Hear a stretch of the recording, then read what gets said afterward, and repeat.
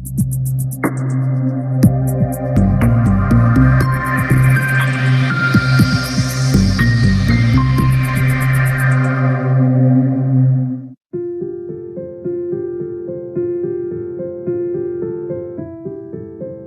become crystal clear through enlightenment.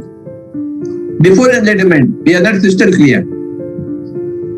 We are like a stone, ordinary stone. It is not transparent. A crystal is a stone with total transparency. You can see through it. Before enlightenment, you can't see through any event or any person or yourself also. You can't see yourself properly.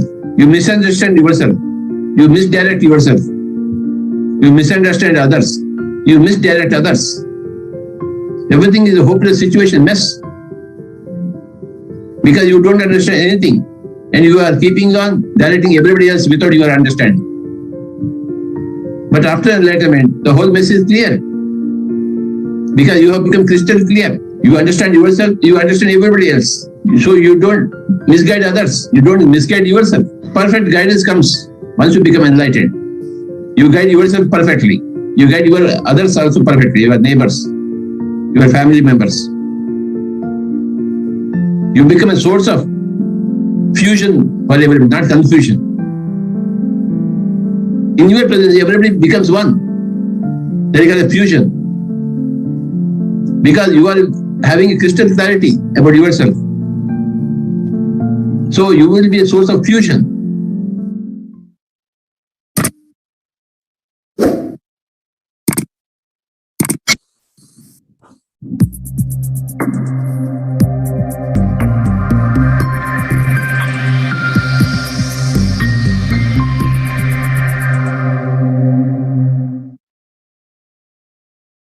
Happy morning, everybody. Great afternoon and wonderful evening.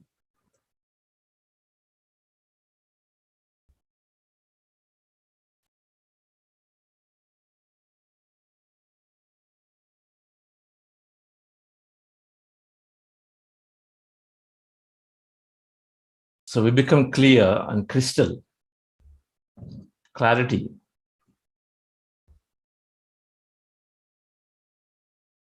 As we understand and develop the spiritual quotient, we have a different way to look at it.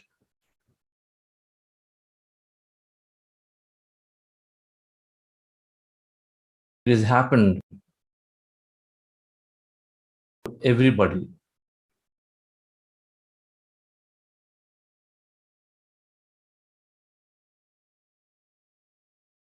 The perspective is changing. No blame, no complaint. First big practice that we start doing. No blame and no complaint. Second big practice we do is ownership.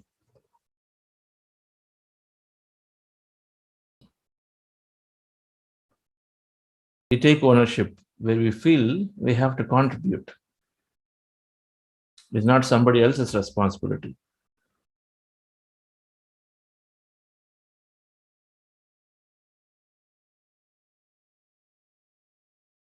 Becoming sensitive to everything around us becomes a natural ability for every person as we are developing our various quotients.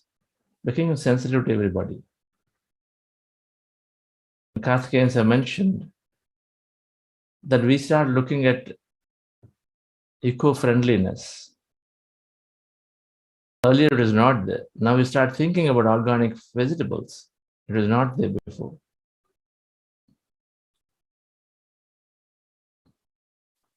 Naturally, we develop that ability to take care of everything around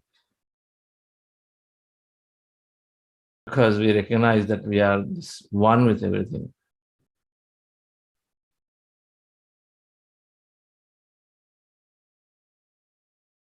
So from that consciousness, which is also called fifth dimensional consciousness, a third dimensional consciousness, a fourth dimensional consciousness and a fifth dimensional consciousness. Third dimensional is very much centric around me. It's me, I'm taking care of me, and to take care of me.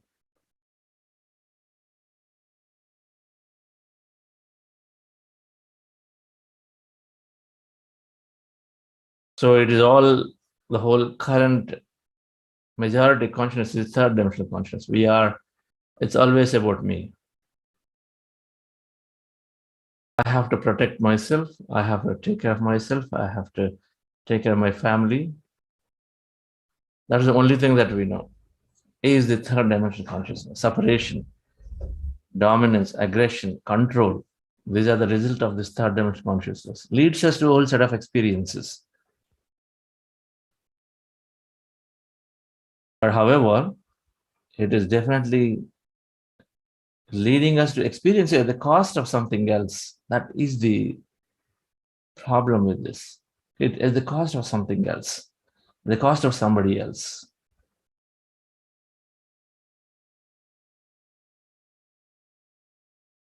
The fourth dimensional consciousness is where we are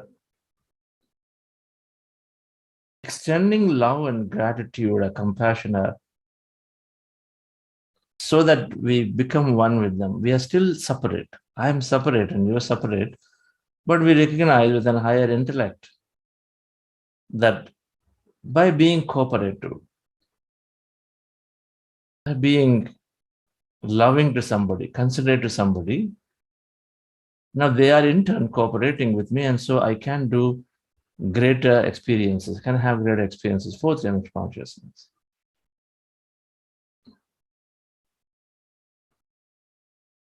Where we still are separate from the other, where we still see as separate, but however, we intellectually, our buddhi as consciousness has grown to understand that, hey, by being considerate, being empathetic, being loving, being kind, I can have a better experience of life.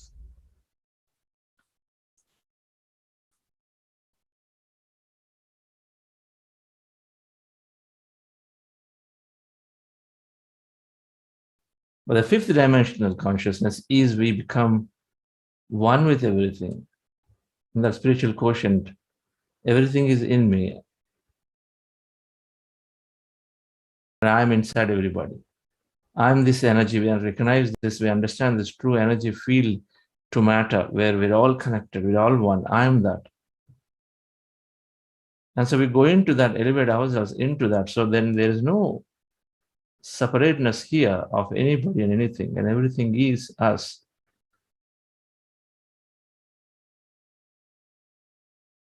There are games that we play, but they are games. They're just made dramas. They're not real stuff.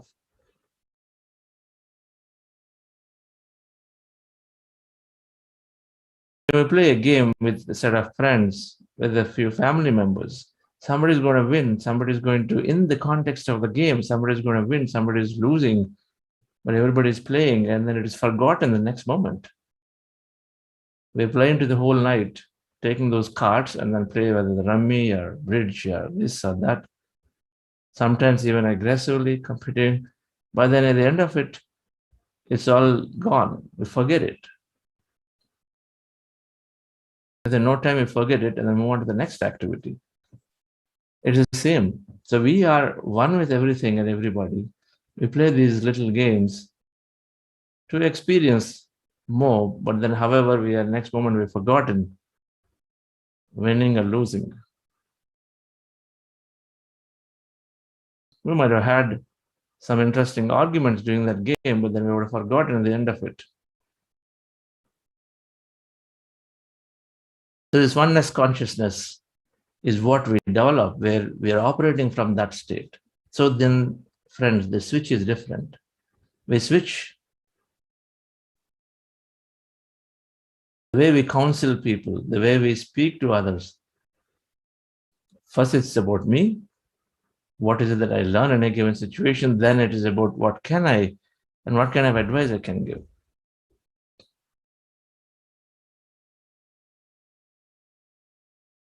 Here the advice or the understanding is based around I'm a free will being. I need to be given my freedom. Understanding is around abundance. Okay, there is so much there. So why is this person thinking that no, I still have to go after only this place and still get into trouble?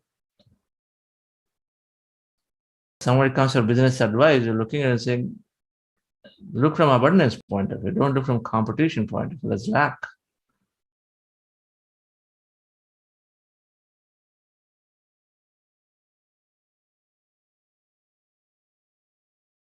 When somebody has people challenges, we're telling them, see the other person in you.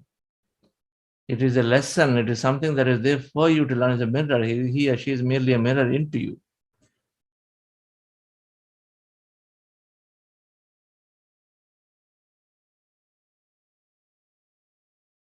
So being in this consciousness, and we elevate ourselves to that consciousness, and at that point,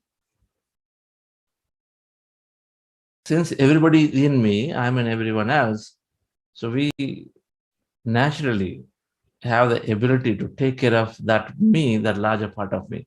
That is service, dear friends. Service is to take care of myself, my larger part of me. And when I'm taking care of myself, I don't have any expectation on me.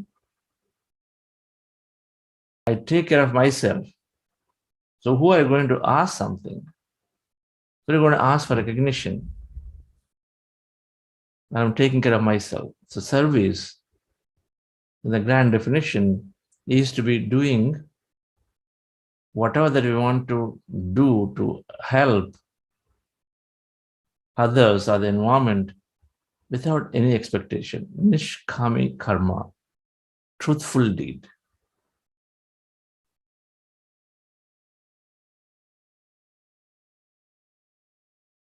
Because it is a greater part of me that I'm taking care.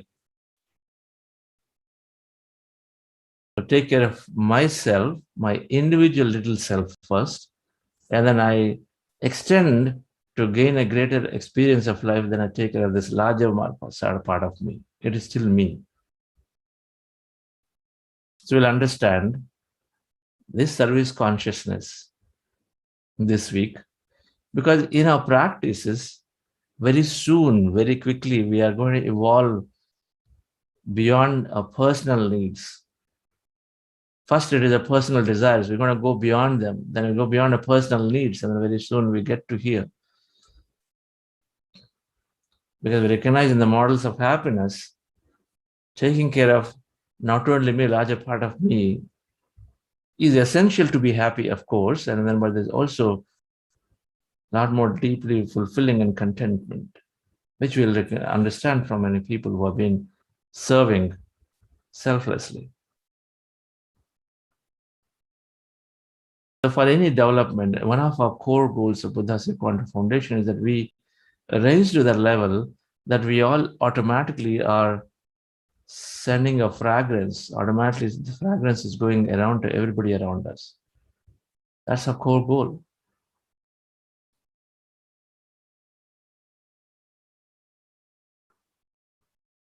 So let's go into meditation, dear friends. Once again, welcome to anyone who is joining for the first time today. Because we've been doing some programs here and there. We are doing Anapanasati meditation, our breath mindfulness meditation. Our goal is to empty our mind. We have thousands of thoughts in the mind. Our goal is to empty the mind. We do this by observing a natural, normal breath. With our eyes closed, fingers into fingers, resting your hands comfortably in your lap, as you see in the picture, and crossing your feet. So 3 things: cross your feet, fingers into fingers, and rest them comfortably in your lap. Close your eyes, remove the specs, and observe your normal, natural breath. Take any point in the nose or the middle, preferably the middle of the eyebrows, and observe your breath is going in and coming out. At this point, Put your attention at this point and then notice the breath inside going in and coming out. And observe the breath. Mind becomes empty. When the mind is empty, we experience greater emptiness, energy. That is the state we want to be in. Be in that empty state of mind for as long as we want. In case we get thoughts, we get distracted, which is common, put your attention back to the breath again. And again, observe the breath and slowly go into the emptiness. So this is what we'll be practicing for the duration of meditation. Before we go into this meditation, we are doing something called heart elevation to slow the brain down by recollecting a beautiful moment from your life and then reliving that moment. Just a past event where you felt enormously happy, joyful, grateful, any of those, and then just recollect and relive that moment. And so just follow my guidance actually for this heart elevation. So relax yourself, dear friends. Sit comfortably.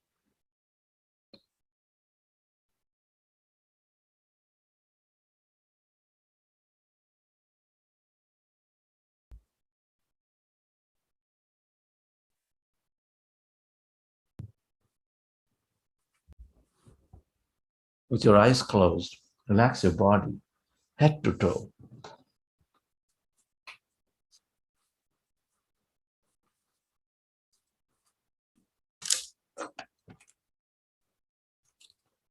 Feel your body.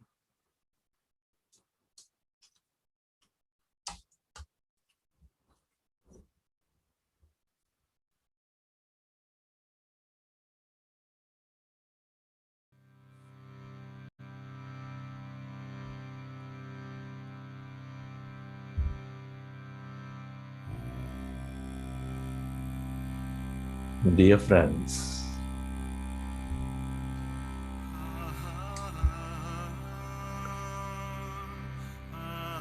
dear masters, keep your hands on your chest area.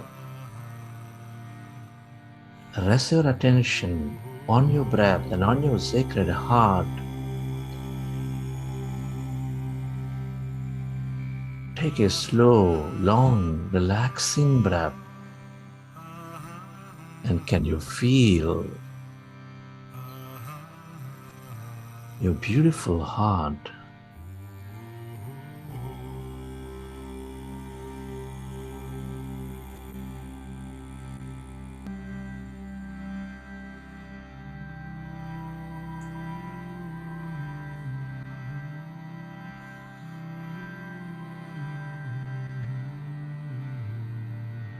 Breathe more of that slow, long, relaxing breath.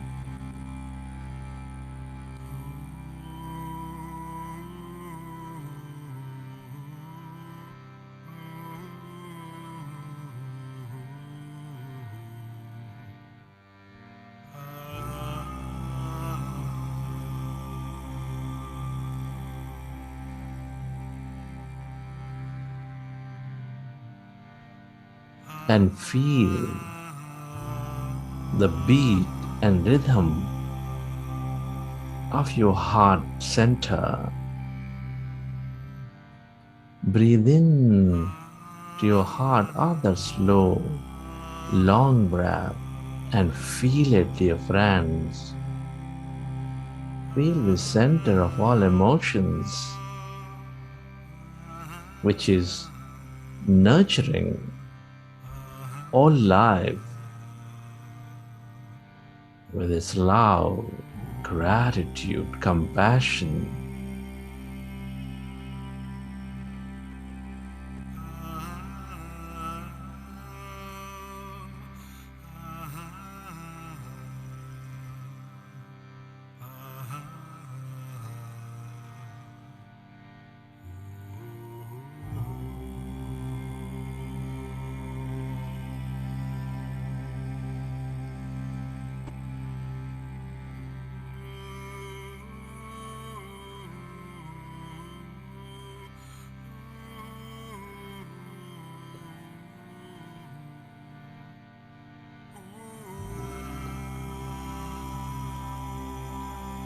Can you recollect an event or an experience from your life where you felt enormous love, joy, gratitude, and relive that moment and feel that energy inside your beautiful heart.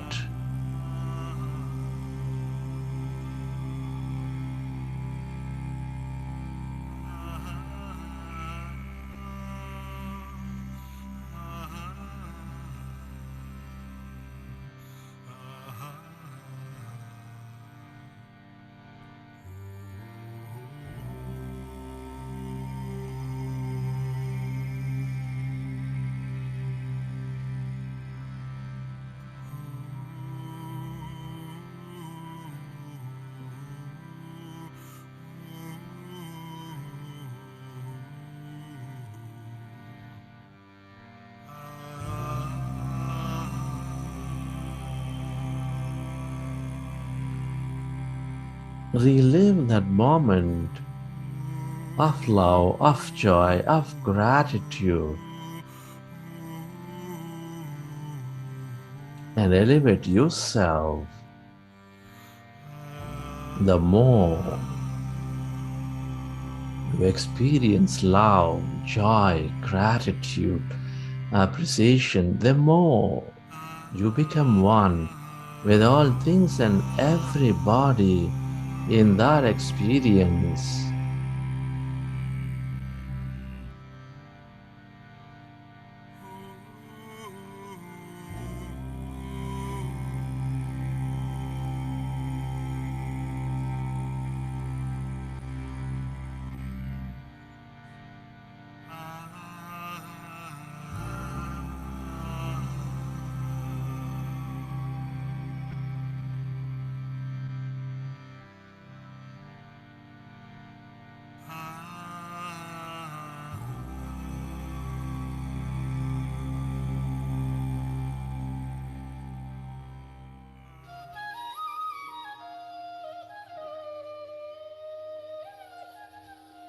Let's go into breath mindfulness meditation with your fingers into fingers, resting your hands comfortably in your lap. Observe your normal, natural in breath and the out breath, dear friends.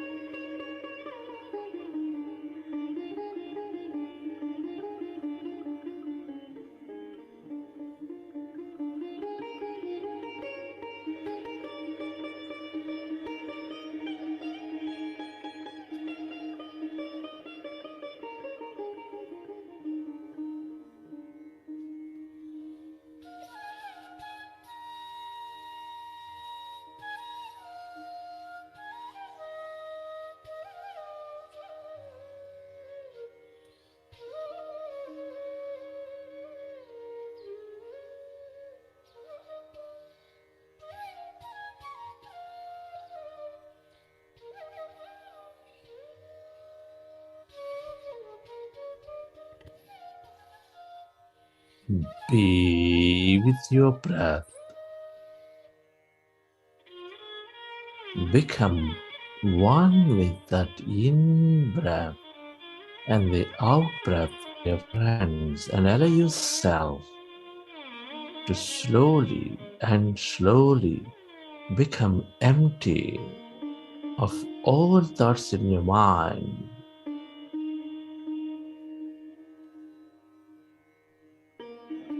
Our goal is to empty the mind. Our goal is to merge into this consciousness, that greater emptiness all around.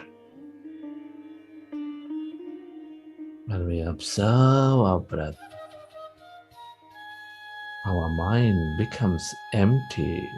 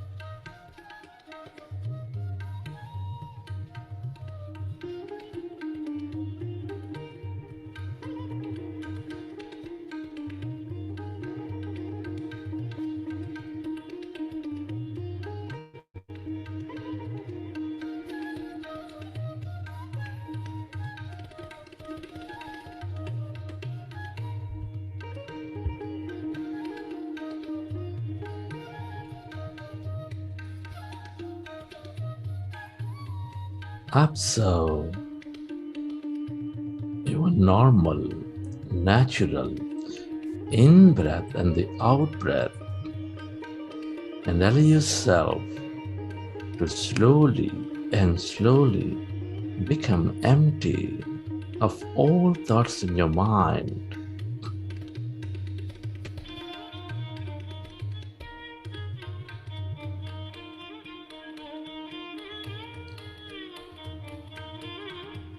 As your mind is becoming empty,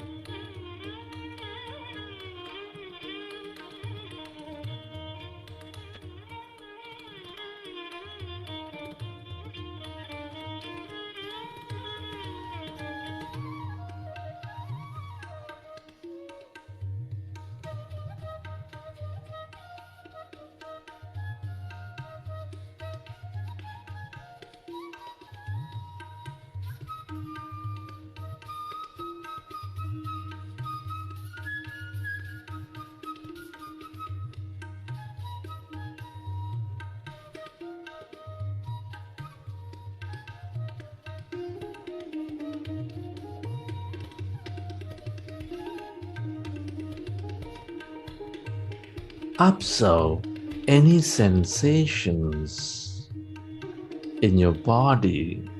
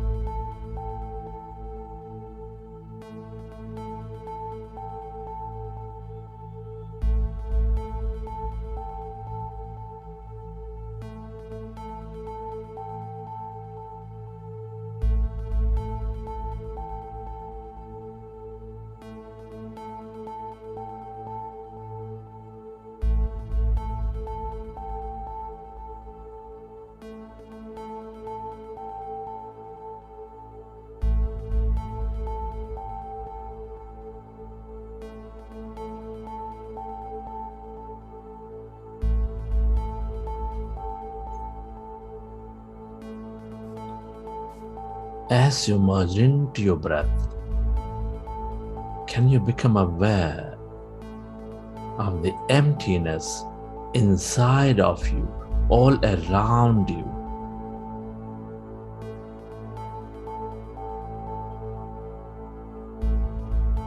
When our mind becomes empty, withdraw our attention from all matter. We experience that emptiness and energy.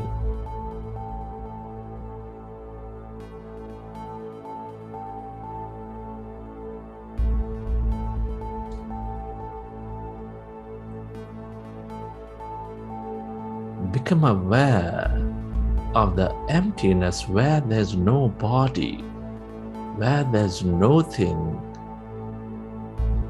where there's no place and no time.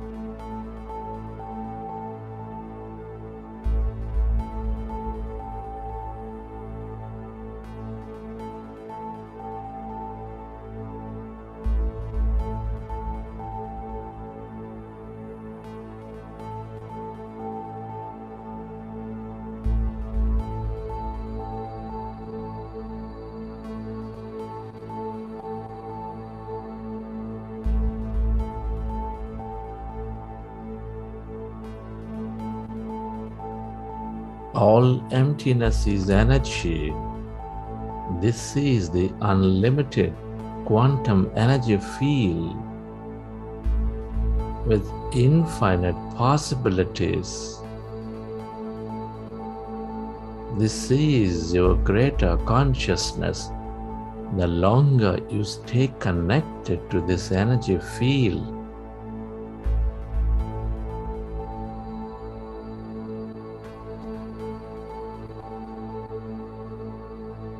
the more you receive from it.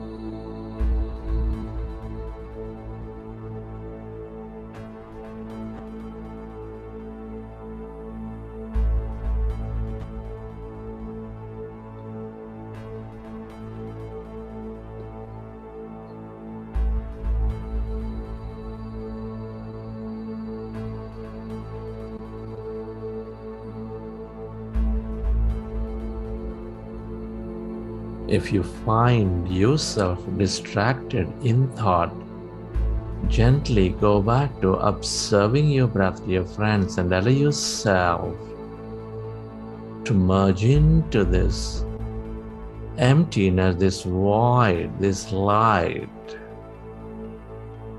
that exists all around.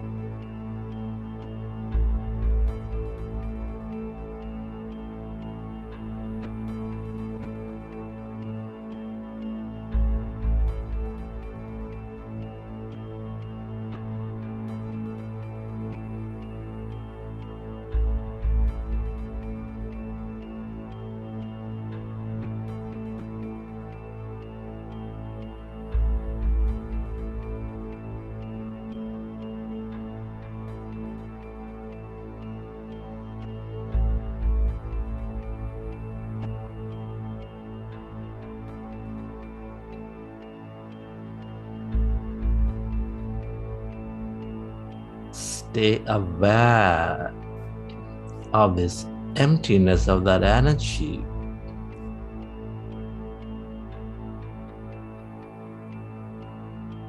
As no body, as no thing. We are less matter, more emptiness and energy.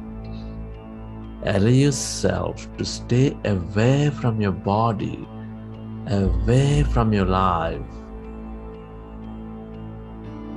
and allow yourself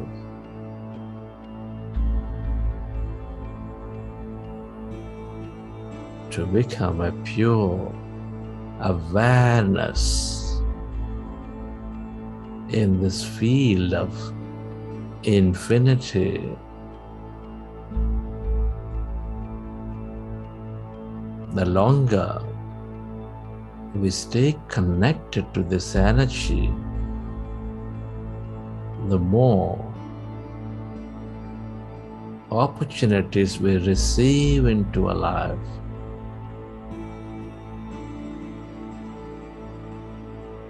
The more one we become.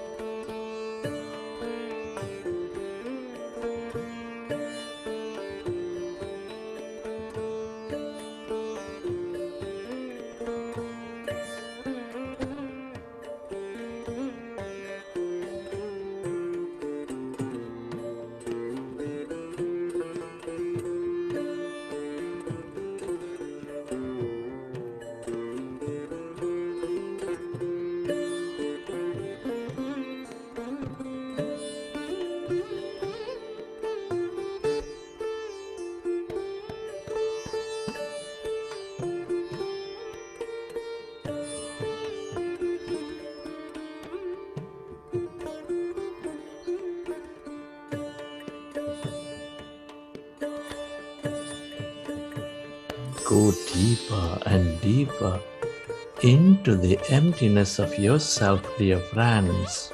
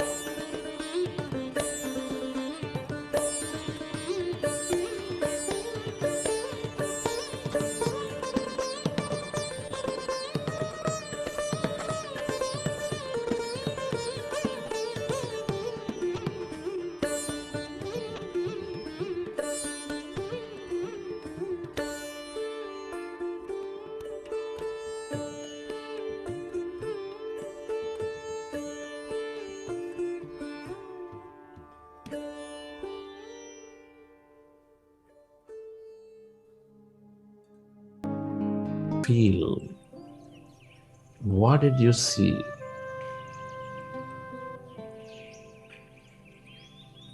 Who have you become? And whenever you're ready, keep your hands or eyes for 5 seconds and then you may open your eyes.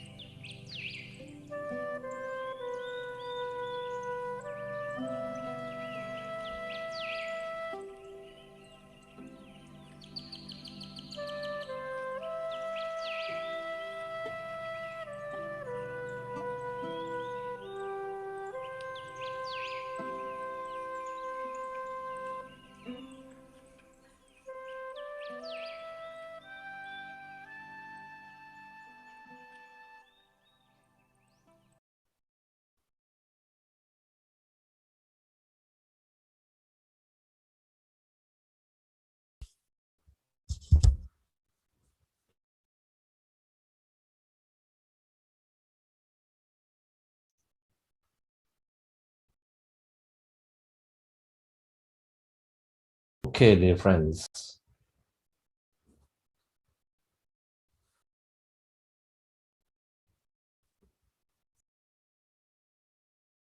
As we are into the final week, looking forward to your sharings. Anybody would like to express how your journey has been in these 5 weeks? your learnings, the benefits that you're seeing.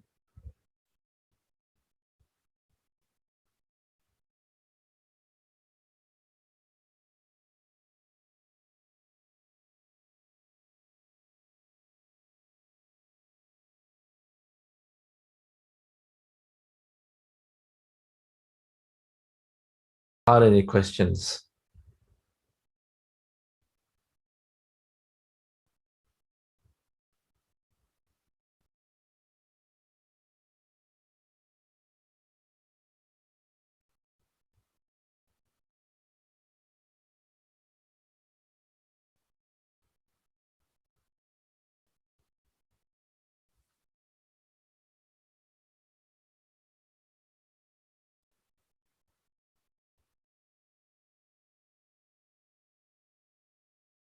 Yes, Aditi. Or Karthik. Hello, sir.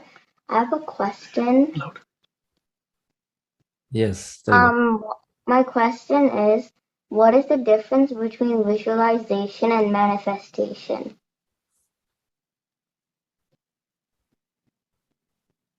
Okay. So manifestation is a process that we call the overall process. Visualization is a part of the manifestation process. Realizing about what experience we're seeking, we're calling it create relation with feeling. And in manifestation process overall, we're always saying do meditation. At the end of meditation, then you have a visualization segment where you're visualizing about a future experience. But we also do affirm our empowering beliefs before you go into visualize your future experience. Right? And then the process of manifestation always express gratitude, surrender and express gratitude towards the end. So these are the four segments that are there in an overall manifestation process. Visualization is step 3 in that. Okay. Okay, thank you so much.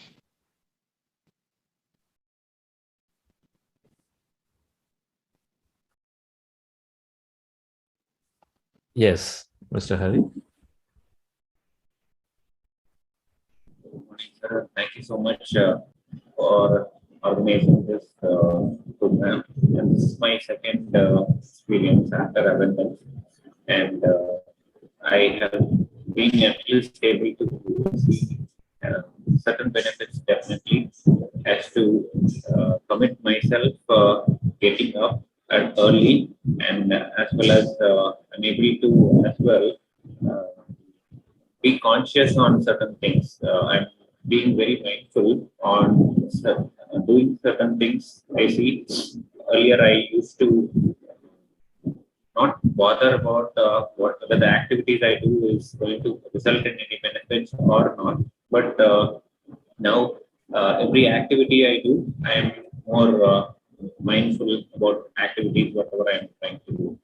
So these two things I was able to realize. And as you said, since it's going to take a little longer time and continuous meditation, I wanted to definitely continue this journey. And as even the program comes to an end, I still wanted to commit myself to prana because the time when I started this meditation, my only aim was to improve my self commitment and self motivation. So these two things was something which was slowly coming down as I was trying to do certain things routinely. And as you informed in abundance as well, this meditation session would definitely help in breaking the routine. So that's more thing I'm trying to continue doing it with the meditation. Thank you so much. Okay, Hari, thank you. Where do you call from? I'm from Bangalore. Sir. Mangalore. Yeah, Bangalore. Oh, Bangalore. Okay. Yes. Sir. Okay. Yes. You must continued daily. The Prana program will start for daily meditation after this event ends. And we also have this 3-hour meditation program going. So one of the two, depending on who feels they can join. See, the end of after a point, it's all more meditation. There are two things: meditate and read. Meditate and read. The third thing is a service that we must join. If we do these three, then we will know automatically that we are taken care of ourselves, because these three are fundamentally driving 3 bodies. Our reading is stimulating our intellect. Our buddhi keeps increasing when we keep reading. Our meditation is taking care of individual consciousness, and our service takes care of the universal consciousness of ourselves. There are 3 higher bodies of ourselves. So when you take care of these 3, automatically the lower 3 bodies, so the mental body, emotional body, physical body, are taken care.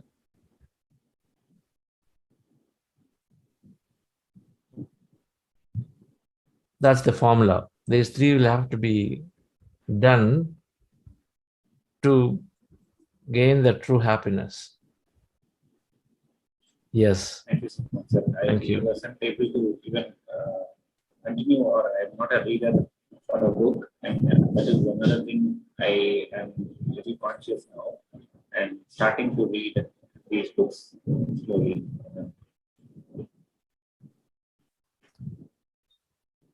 Okay. Thank you. Yes.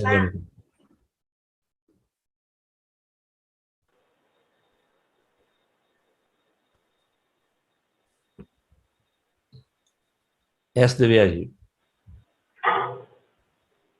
Chandraji, thank you so much for getting us together on this journey, and I've benefited so much already. It's been a few days only. This is my first time that I've been meditating this way, and my energy levels have increased highly. And the way you're saying that you can do with less sleep when you meditate, I can feel that already. You had advised to us that if you wake up 2:30 in the morning and you're fresh, then don't put yourself to sleep again. Just pick up a book and read. So I'm doing that.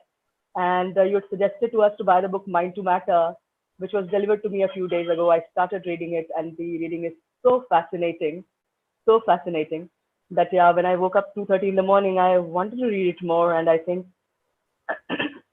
the purpose to wake up so early in the morning was to read more of that book. And I've been reading Telomere Effects. So the benefits that I've realized already is, one, I'm feeling much more energized. I can do with less sleep. And one very, very important, broad result that I'm seeing already is that these 1 or 2 people that I was blaming a bit for, what had happened in my life, I now see my contribution in what I could have done better, no matter what the external circumstances were. So I think I'm getting there in that piece also. And I have one question regarding the book Telomere Effect. That book, when it talks about age and aging, it puts wrinkles and aging of hair, and you're losing energy all in one bucket. While we see that people age differently. Some people are very youthful, their skin, or they can walk miles, but their hair turns gray. For example, my uncle, since the time I remember, we were small children, he's had completely gray hair, and now he'll be around 90, so he's lived long, but his hair turned gray very, very early, and he looked youthful all the time. He was very energized. He's been working all this while. He's working still. He's a lawyer in a small town in Bihar. So how does one part of aging happen so soon in life, and the rest of it is all right? And There is no, we can't dissect, madam. We cannot analyze too much, because there is so many intricately different things are going on in the body. Stress in general, if we see, the stress is definitely aging overall. I mean, first, the different parts of the body are not working well, and so it starts. One of them is aging, right? Because aging is directly related to how you look and feel, and So the surface cells are not able to regenerate. But the root cause is now there is no overall, of course, you will see in the body, people in the face or in the hair or in the body, or a lot of times it's happening inside the body in the organs which we don't see, right? In realms. So it's not necessary that every part of the body must age equally, right? I mean, they are some are more amenable to they're readily getting aged out, which seems to be the hair seems to be the first one in most cases, and the face seems to be the second in many cases. And noticing that okay, there is a lot more aging that happened, compared to the rest of the skin. But I wouldn't really think too much about it. But we know that broadly there is every functioning is not properly happening in the body, and one of them is aging, happening faster. That's all I would say. Thank you. Well, wonderful that you are progressing to read and understand. At 2 o'clock when you wake up, we don't force ourselves to sleep. That is applying what we're learning. That is trying to break the old habit. We got to take one step forward, so we get support from 5 steps from the other side. But we ought to take one step forward in everything we are doing. Absolutely. Thank you. So the question about bodies, physical body, emotional body, mind, intellect, individual consciousness, soul consciousness, all 6. Individual consciousness, universal consciousness, the 6th one. Individual consciousness is soul. Whatever that we've always been reading about or knowing, understanding, soul, which is our grander version, which is taking and living and continuing from birth over birth over birth. The soul reincarnates each time from one birth to another birth. So our version of it, a larger self. If we have 40 years of experience in various companies, you say 6 companies, you spent 40 years, and you are something across all the 6 companies. That something is the soul across multiple lives. Each company is representing one lifetime. So individual consciousness is about a personal reality. It's about understanding who am I personally. Universal consciousness is everything around, everybody, all nature, existence, everything, all other people. Intellect is the direct. The more our individual consciousness and universal consciousness develops, and our intellect also starts developing. When a universal consciousness and soul consciousness develops, and then as you continue to read and more, then our intellect develops. Intellect is a buddhi, is our ability to discern right and wrong. What we had termed completely wrong 5 years ago, or right 5 years ago, now we may say that okay, it is wrong now, based on understanding. If that understanding then was that eating non-vegetarian, eating meat is a must, because it's based on a belief.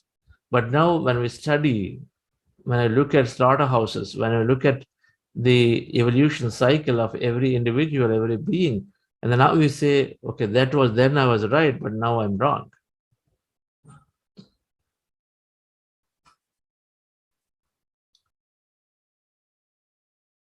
Your understanding before about relationships is that they are very sacrosanct, they have to be respected, no matter what the individual's feelings are, this and that is because you are in this relationship.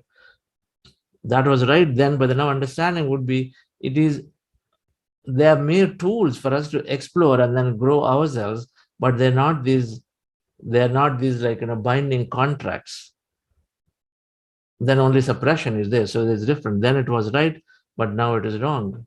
To bind somebody to a relation, to hold somebody strongly to it. not letting them, they're giving the freedom. So buddhi, our intellect, is our ability to discern right and wrong. So it only happens as we learn more. The more we understand the personal reality, then the more we understand that, okay, we were programmed with a lower limiting belief, but then now I deprogram myself and then use it. So these three are essential because our intellect is driving our mind. What kind of desires to have, not have, what kind of things to think and not think is driven through the intellect. The more intellect is developed, the mind is automatically rectified. The thinking in the mind is rectified. When the thinking in the mind is rectified, the body naturally has to heal itself. The emotional body and physical body, they are very happy.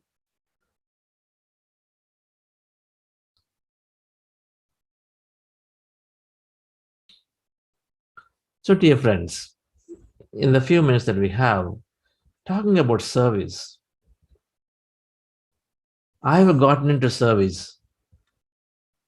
The moment I understood meditation, the strength and practice, the benefit of meditation, I realized that a lot to gain by surrendering, by me being with the company of other people who are into these greater spiritual practices.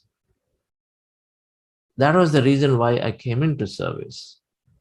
That I get the opportunity to be with Patriji, to be with several other masters who are there around Patriji, Dr. Newton, Dr. GK,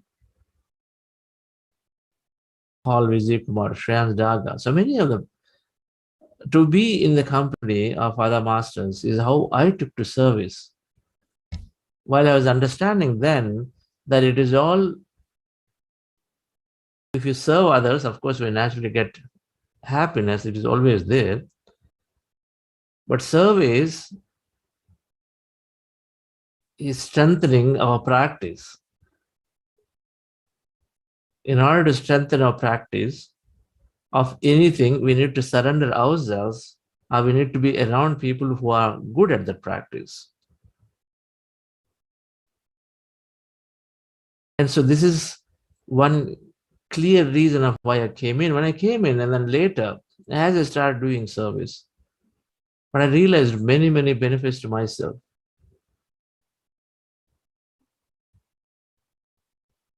First thing is we dissolve our ego self.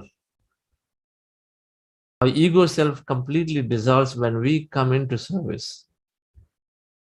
Because service, number one, the definition is that giving our time, money, our efforts, resources without any expectation. Because it's a service to ourselves. We're doing it to ourselves. That is the point. That is an approach.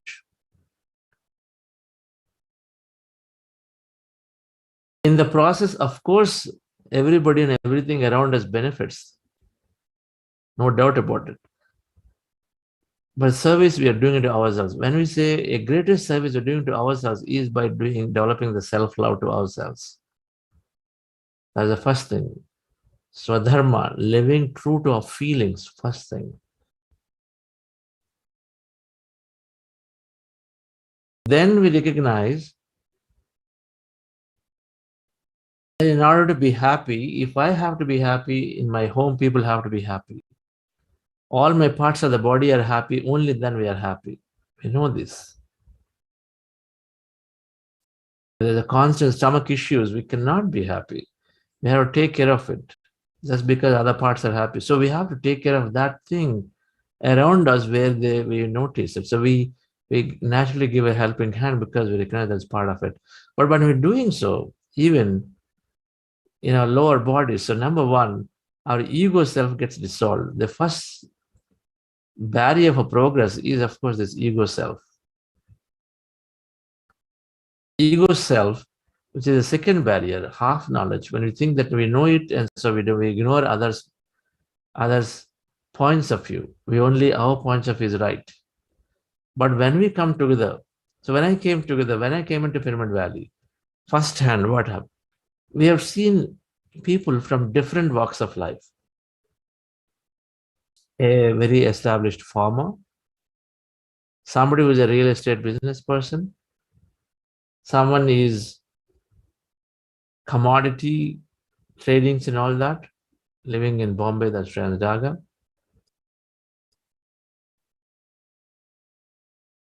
Someone is just pure service, not doing anything. So there are different people who came together. Someone is into a little bit of politics.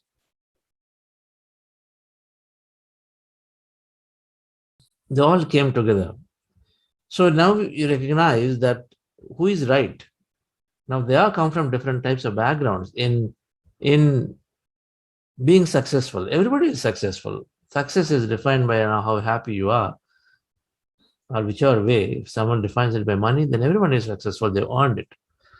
So who is right?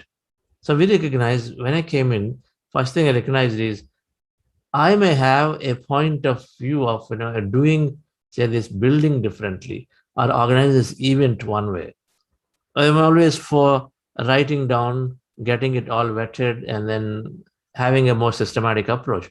For many people, it may not be there. For many people, they want to jump in and then figure it out as they go along. That's also worked for many. So we, in service, so first thing I had that happened to me is to allow others' points of view to take on, which required me to obviously lower myself. They're all the same. They're all have been successful. I'm not the successful, they're all successful. So we got to listen to their point of view. And then we learn to get to a common minimum agenda to begin with.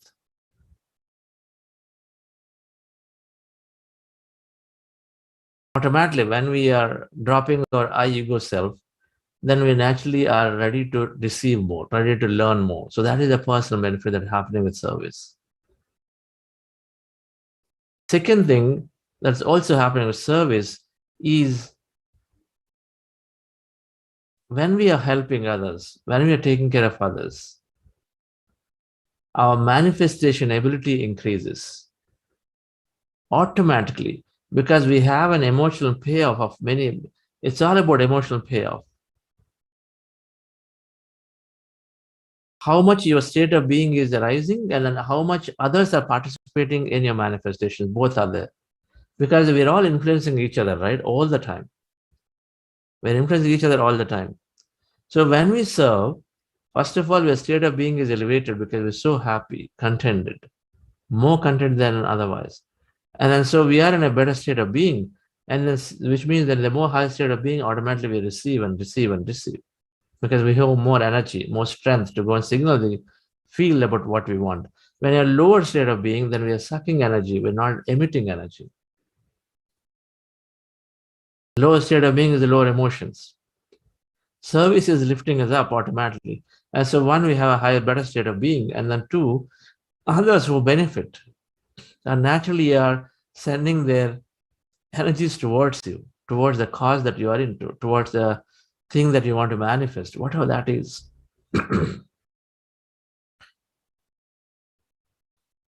So our manifestation abilities increase. Service, automatically, our manifestation abilities increase. We need to, and then of course, the moment we get into service, we are becoming very inclusive. When the ego self goes down, then we become inclusive. We are naturally getting everybody into that thing. So we become very inclusive. It's all I is the separation. When I goes off, then we become inclusive. The moment we get into service, dear friends, I've seen it time and again, we move away from survival to creative mode.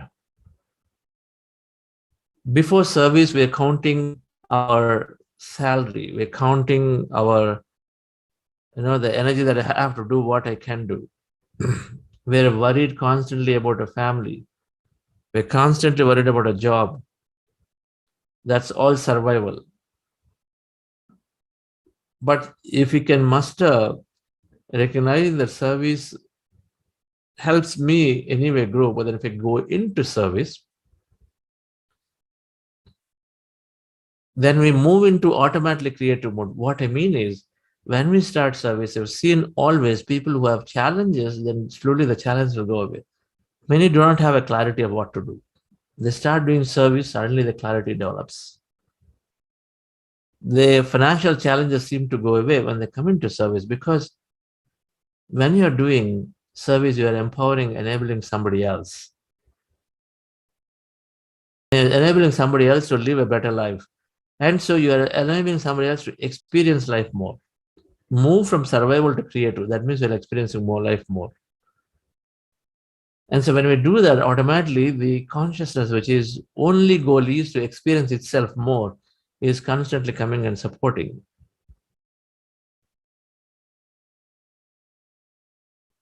So over a period of time, anyone and everyone who came into service, they always said their lives have evolved. They have been a lot more happy, and that many personal challenges are resolved for them. It is a faster way to get over our desires and needs, faster way to fulfill our needs is by coming into service and helping.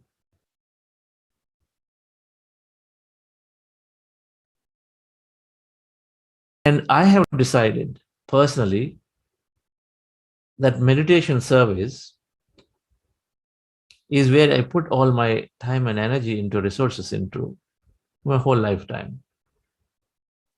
And I recognized that contributing time and resources to someone who is enabled, who is made independent. Meditation is making us independent, not dependent on somebody else. When this meditation, particularly Anapanasati, when we learn, we are totally independent. We have so much strength, with so much confidence. We operate from the position of consciousness that we can go, and then living is not a problem anymore after learning this meditation. After learning this knowledge that our thoughts create reality. So many youngsters who are very poor education, now when they go through this meditation, they are landing multiple jobs because they apply this manifest technique. So living, survival, earning, they're not a problem. So it makes us very independent, because with that confidence, with that understanding, we create our reality. So people are totally independent. Even if the relationship doesn't work, no problem. How to make the relation work, I look at it. I don't feel anymore like doing this work, then rather than going into depression, now we take active action to go and then do something different.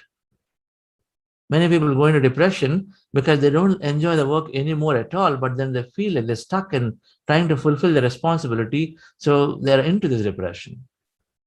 My life is just gone wasted. But we don't do. So the meditation service clearly is making somebody totally independent. Everything else makes someone dependent on somebody else, something else. And this one is making us independent, living consciousness, living gods. So just like Raja Yoga is meditation of the yogas, Raja Yoga is meditation. King of yogas is meditation. Yoga means union with something, union with action, Kriya Yoga, union with knowledge, Dhyana Yoga.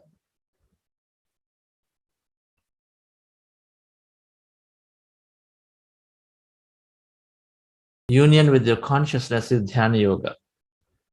Chitta Vritti Nirodha. So when you do that, then we become union. And so king of all yogas is meditation, Raja Yoga.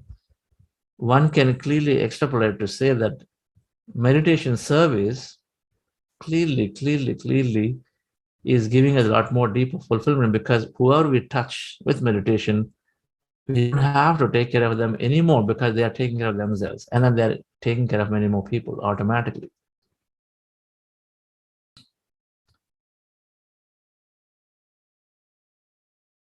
If I offer clothes, then I'll have to take care of them 1 year later again.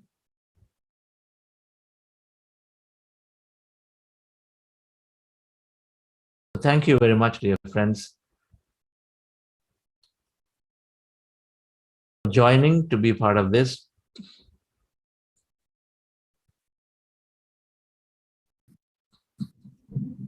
We would like to take this to as many of our organizations as possible, this message. That is our core objective and goal. And then many of you are already doing it. 40 days later, we develop that consciousness that, yes, I have to give this meditation to everybody. And then thank everybody who is doing this work so sincerely ever since you joined meditation. Thank you so much.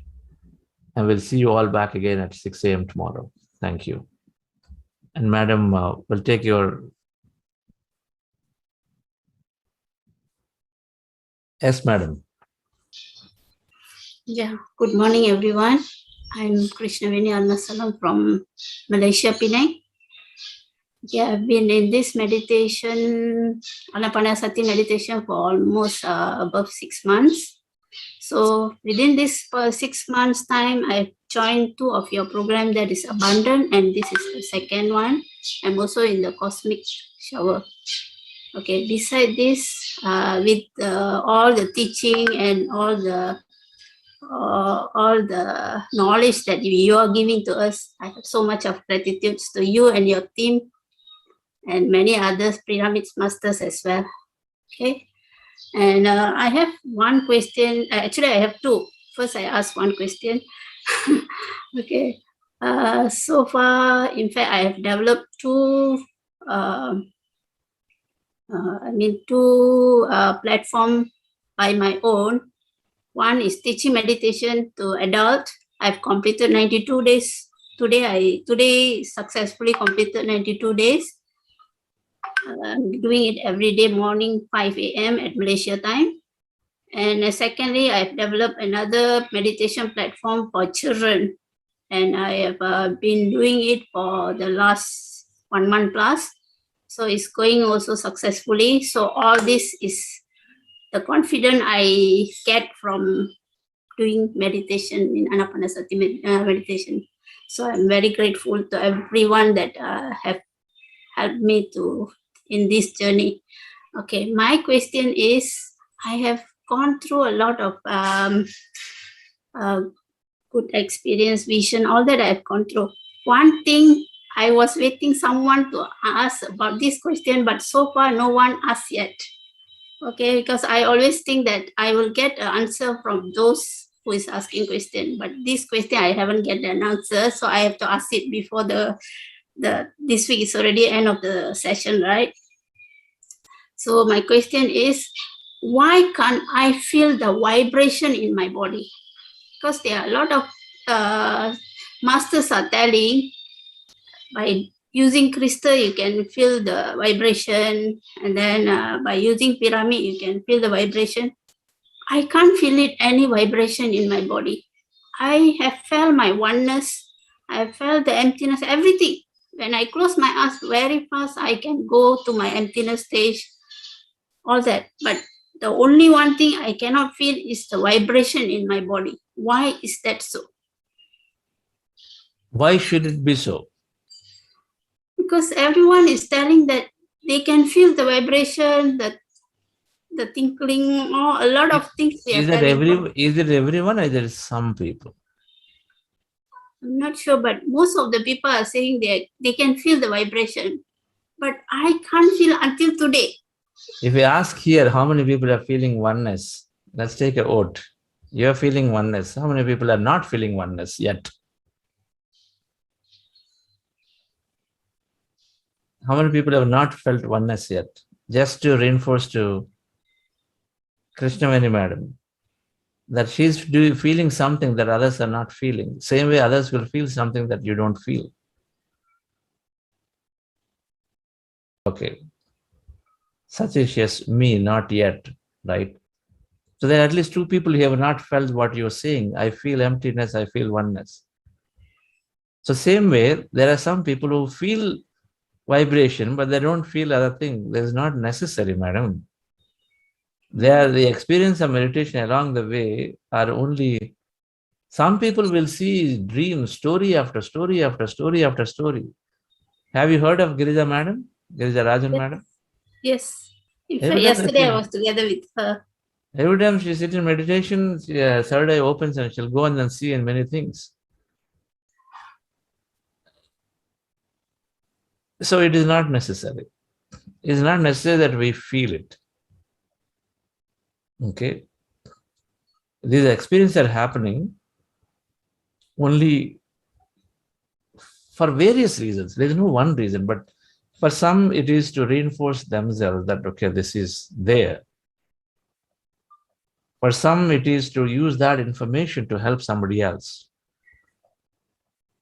So it is only if it is necessary. Either it is there, you have to believe in yourself that is there, and then once you have that understanding, then the experiences come to us to help others from then onwards, help ourselves and help others, right? So it's not necessary because you already have felt oneness, you already have felt emptiness. You know the what is all what, right? That's it. Okay, understood. Thank you very much for that. And my second question is, I was trying to do some donation to the Buddha CEO, but I'm having some difficulty. I've spoken to Madam Anusha, and she also haven't come back to me on the solution how to transfer the contribution to your team. Sure, madam. Thank you for that. We'll get this fixed. Okay. We'll find the solution. Thank you. Okay. And so much of gratitude to you and also to your team. In fact, I always have a feeling before even I come to this Anapanasati meditation, because I have been vegetarian for 12 years. Okay, and my whole family is vegetarian except for my son, the small son. He's still taking non-veggie, but we don't cook at home non-veggie food. If we go out, he asks for non-veggie, we'll buy for him. Other than him, the rest of our family members have been vegetarian. I've been vegetarian for 12 years. And I started my meditation only for 6 months above, but I can see a lot of development in my own self. I'm happy about it. Just that I think I can do more than that, more than what I'm doing today. I have that belief that I can do more than what I'm doing today, and I wanted to do more. So I think that's all. I think I feel very gratitude to you and to the whole team. Thank you very much for all the guidance, to all the knowledge that you're giving to me. I really feel very happy about it. Buddha Siva Malaysia chapter, madam. Buddha Siva Malaysia. You can do a lot more by forming groups there, and then let's go into let's go into more leaders and corporates and all of that in businesses, whatever that is required. Malaysia, organize it. How to go about it? I'm willing to do that, because in fact when I retired from my job, that was about 16 years back, when I have no one to take care of my 3 children. I retired my job. When my children is grown up now, I feel like I want to do the service for the for people, the outside people. No more to my family, is to everyone in this Yes. world. That is my own intention I have in me all the while. So when I come to here, I feel like very fast I grow. So I really feel my growth is very fast. Within 6 months, I can do a lot of things. And I think that I can do more than that. I need some coaching or some help to go further on this. If really Buddha CEO can help me, I feel very grateful for that. Of course, that is our collective purpose, common purpose. So I'll speak to you, madam. Okay. We'll start we should start some work there in Malaysia. I'm very, very interested. There is already a lot of pyramid groups are there. I think we need to complement and then create an environment for corporate and leadership to come also and then take these sessions. So let's do that. I'll call you. So you can reach out to me, to your facilitator. I'll try to get your number and then speak to you. Okay? Yeah, I got your number already because earlier we was having a plan to call you for a talk in our platform, Okay. but looks like we are having another platform. You know about Malaysia, right? Mm-hmm. Tila Master and Lachmanan sir. Yes. Lachmanan sir, they are under PSSM, and under Tila Master we have a Cosmic Shifters team. So I'm one of the member there. In fact, I the leader for the English team for them. So we do call the masters to give speech to all the platform, whoever come to our platform. But our platform is not so big. It's like about 30 people only for English team. But Tamil team we have more. We have about 70 to 80 people. Right. So if I think Yes, we can grow it. Yeah. Grow it big. So I'm aware of those platforms too. So we'll have something focused to teach these programs. So let's speak once. Okay. Okay, sir. Wonderful. Thank you. Thank you very much, sir. That's great.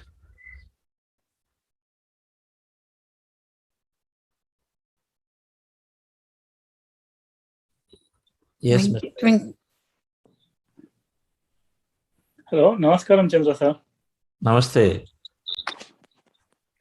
Question ఏంటంటే బాగున్నాను sir, మీరు ఎలా ఉన్నారు?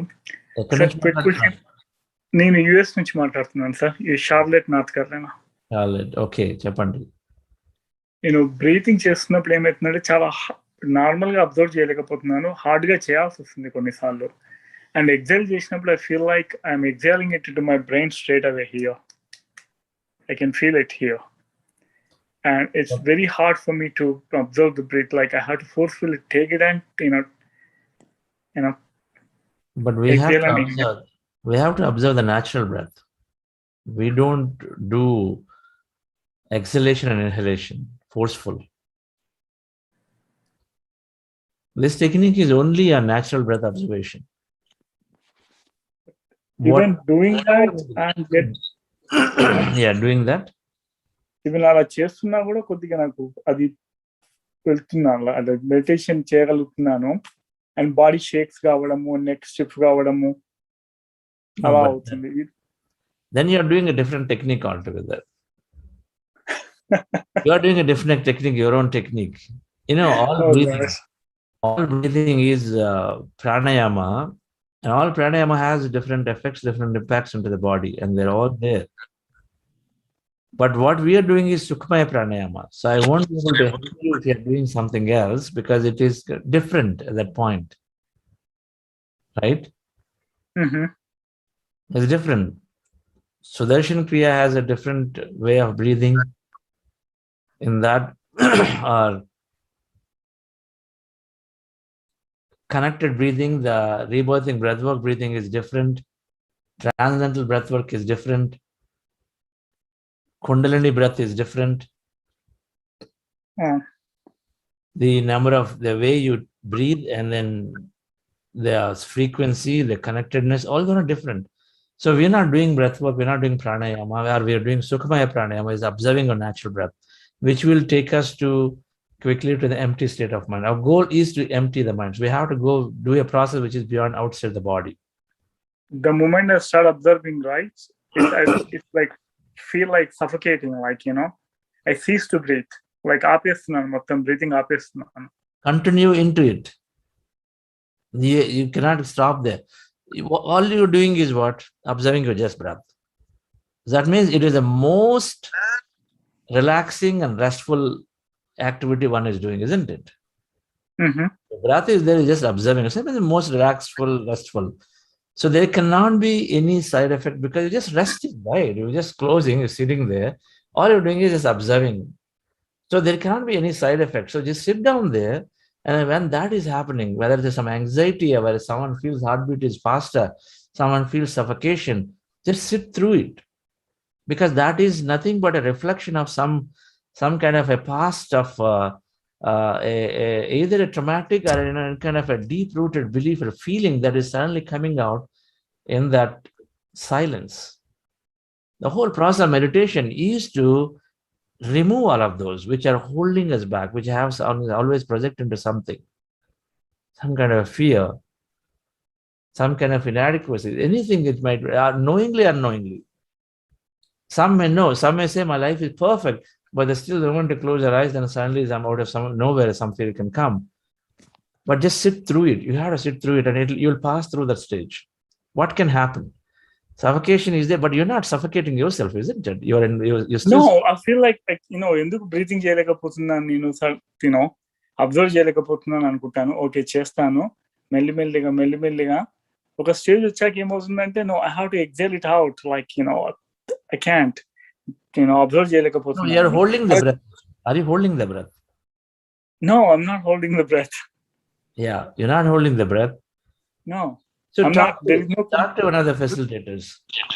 There is no kumbhakam. Well, ఇలా చేస్తున్నా కూడా కొంతసేపు అయ్యాక, maybe 20 minutes, 15 minutes అయ్యాక, I don't feel I'm breathing in, breathing out. That is the right state. That is the best state to be in. That's where you want to go. That's where you want to go. There's no breath beyond the point. This body, we don't breathe, we don't require. When I say there's no breath, it is there, but it's very subtle.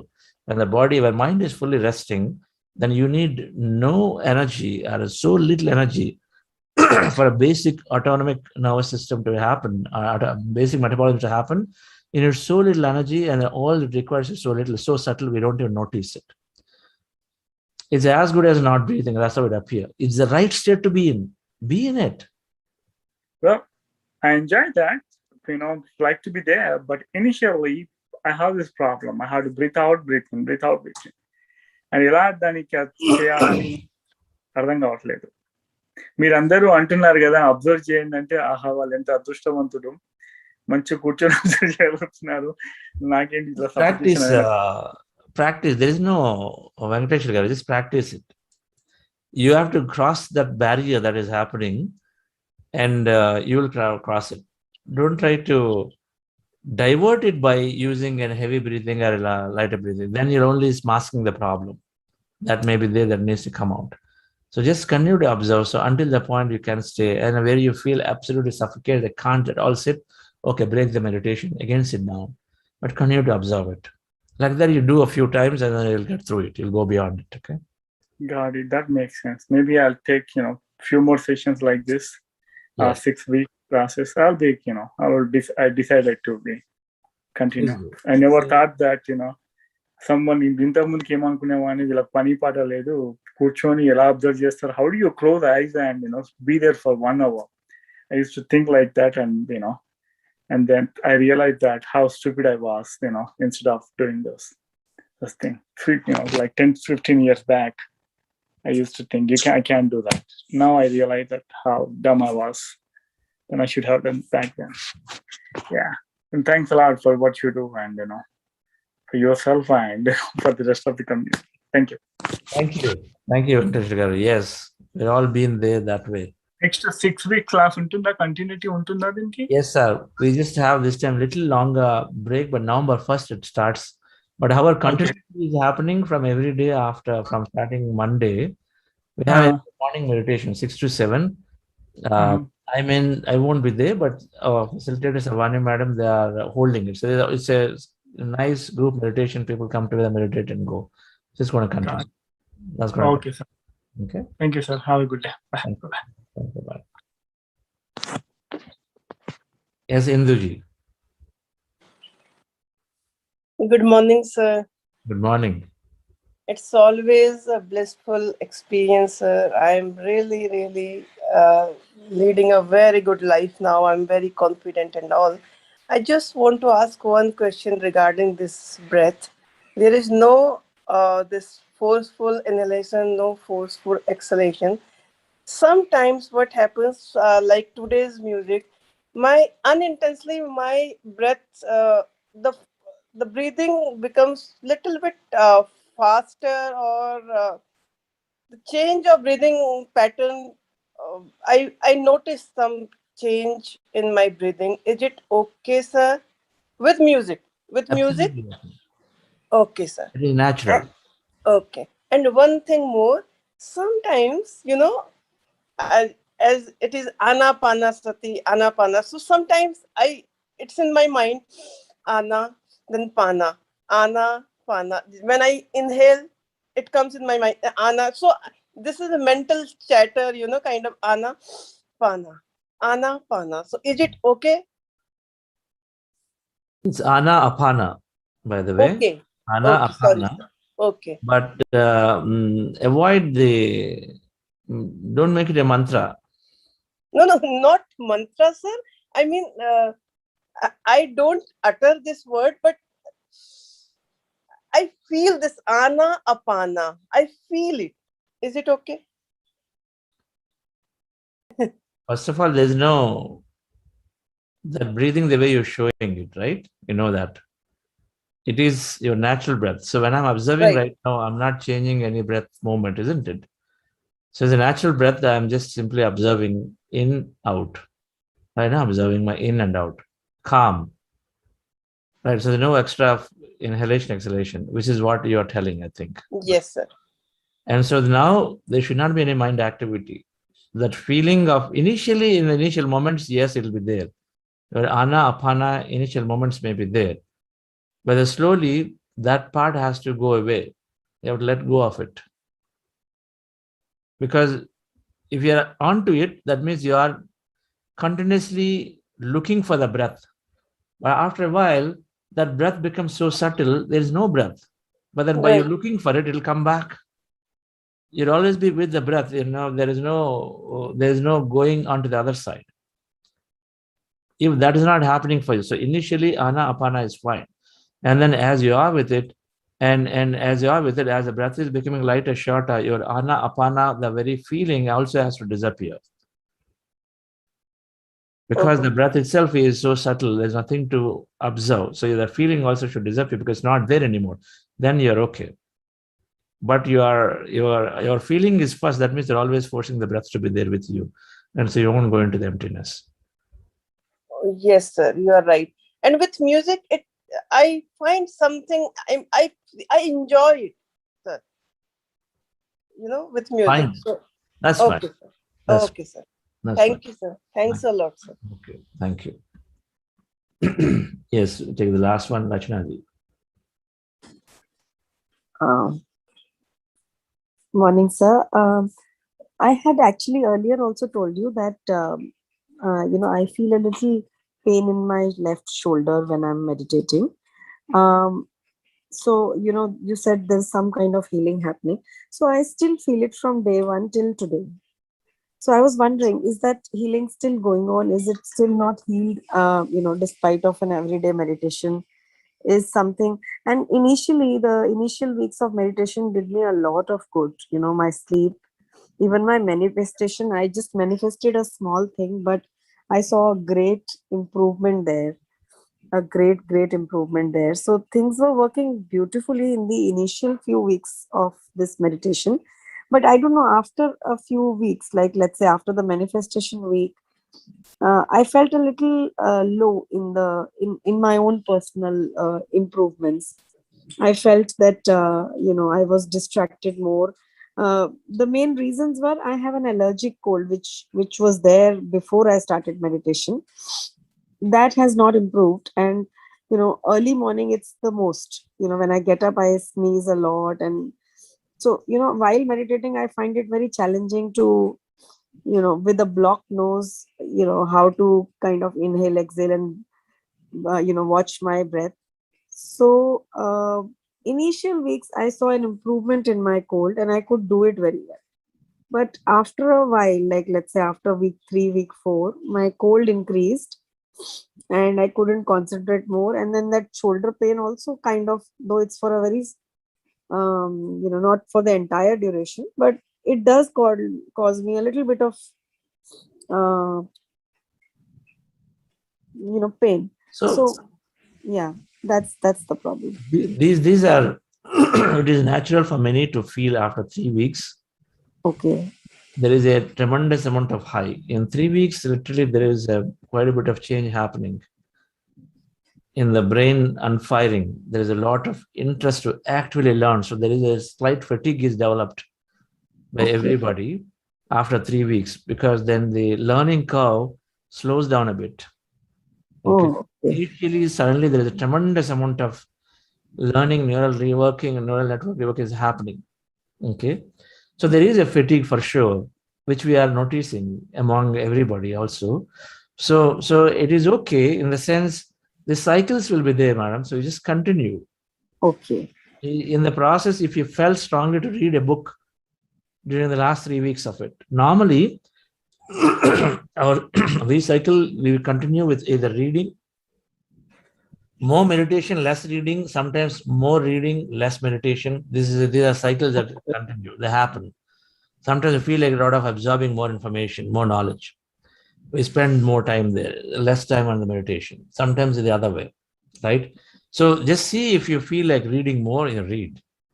Okay. During this time. If there is some information coming to you to read this book or that, and you felt it, but you ignored it, procrastinated, so go back and then pick it up and then do. So those will help again get back into to do more meditation, because there is this balance of energies happening. Okay. All right. When we are increasing our energy, we also need to increase the wisdom to apply it appropriately. There is also the service is a great way of applying our energy towards something. The meditation gives a lot of energy, and then they have to be channeled appropriately into gaining more wisdom or understanding or to service. So see that, but otherwise just a cycle. So continue for some more time, it should be okay.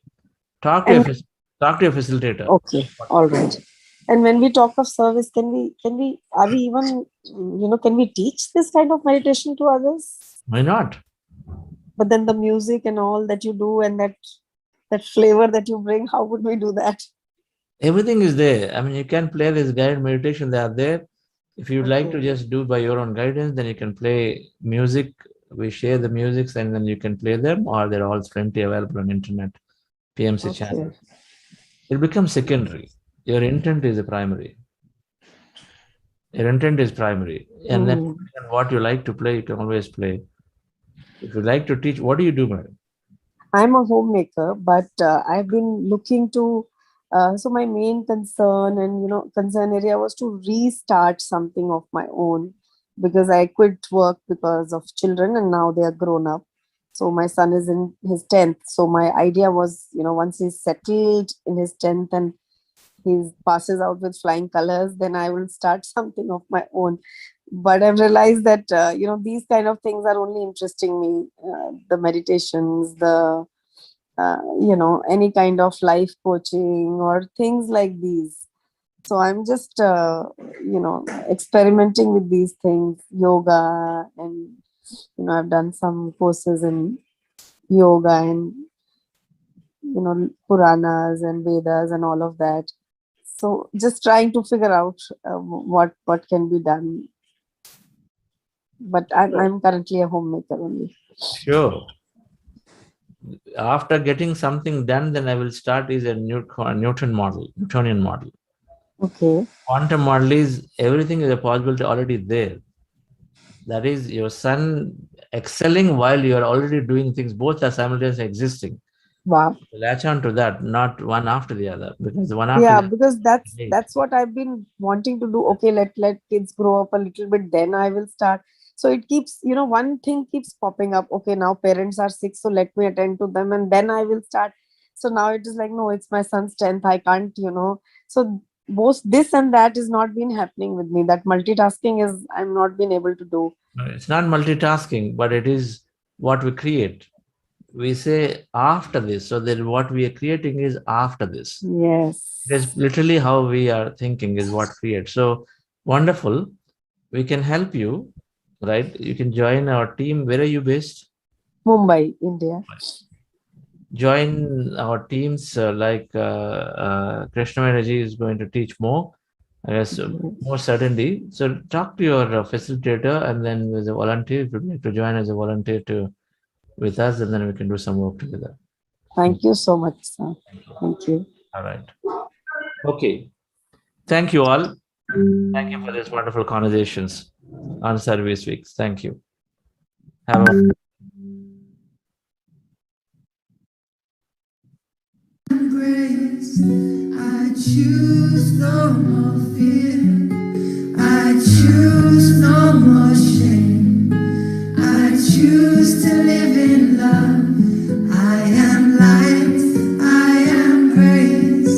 I choose no more fear. I choose no more shame. I choose to live in love. I am light. I am grace. I sing like the birds. I grow like the trees. I choose to live in love. I am joy. I am ease. I sing like the birds, and I grow like the trees. Well, I choose to live in love. I am joy. I choose no more fear. I choose no more fear. Well, I choose no more shame. Well, I choose to live in love. I am light. I am praise. Well, I choose no more fear. I choose no more shame. And I great. choose. Thank you. Rathanvel, what book club do you have today? The Book of Children by Lakshmi Book of Ma'am. Children. Amazing book to understand. So we are in the final session today. This one? Yes. Okay, okay. All right. Go ahead. I might join you. Thank you all. Bye-bye.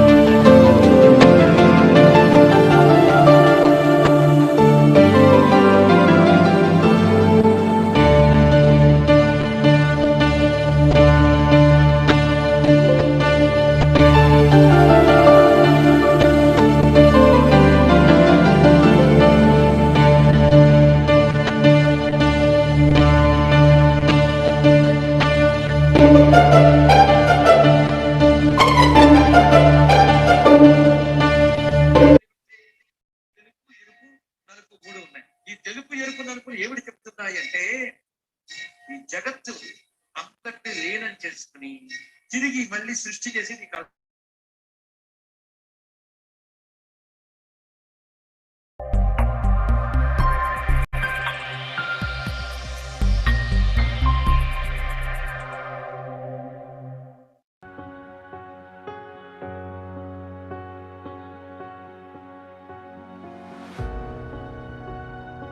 So emotional intelligence is about how good are we with ourselves. Then everything else automatically follows. We can't be critical of ourselves and then expect to shower love to somebody else. We can't be blaming ourselves all the time and then expect to compliment and appreciate somebody else. It is not possible. You can only give what you have with you. So emotional intelligence, it starts with becoming better with ourselves and then extending that into others most naturally. Meditation process, this meditation that we practice every day is helping us develop this emotional intelligence in many, many facets. Without meditation, the paradise is lost. With meditation, the paradise is regained. Without anapanasati, the paradise is lost. With anapanasati, the paradise is regained. Milton said, the mind in itself creates a hell of a heaven and a heaven of a hell. The mind has to be rectified. A worldly mind creates a hell for everybody. And a spiritual mind creates a heaven for everybody. Every worldly mind needs to be transformed into every spiritual mind. Mind should be limited to only one thing, that is the breath. Become one with your own normal, natural, easy, soft, simple, tender, peaceful, tranquil breath, my dear friends. Earlier it was like I was forcing myself to do something which was not really fascinating me, but slowly I started enjoying everything that I was doing, and all the credit I would just give it to the meditation, the breath mindfulness meditation that brought in, and it brought in a lot of clarity to me, a lot of passion into me. I was having a clear of thoughts, but it has become very, very clear what is the purpose of life. And whenever I do meditation, I was doing from the long 5-6 years, but guided meditation, given me so much that the clarity of thoughts. So what you have said is people from spiritually poor to spiritually rich through the journey of this meditation is excellent.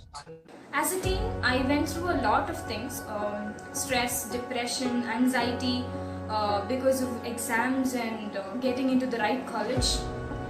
But even after entering college, things remained the same. I wasn't sure how to get back.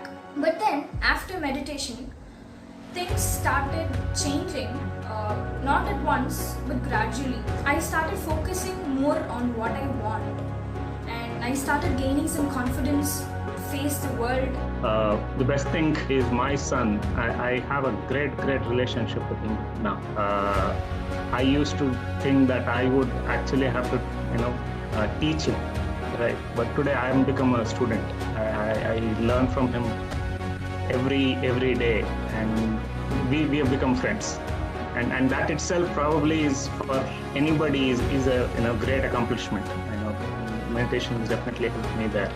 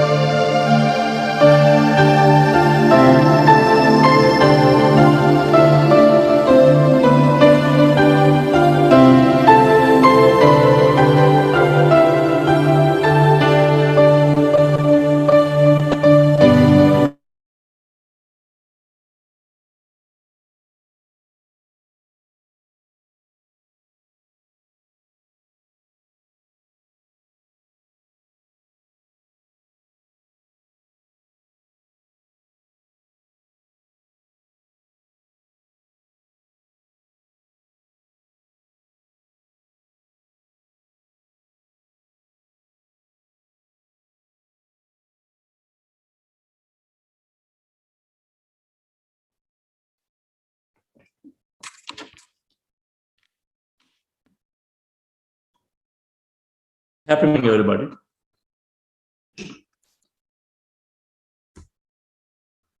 Great afternoon and a wonderful evening.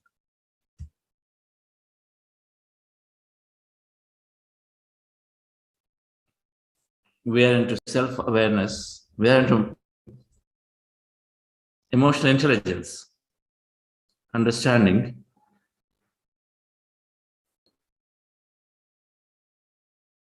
how meditation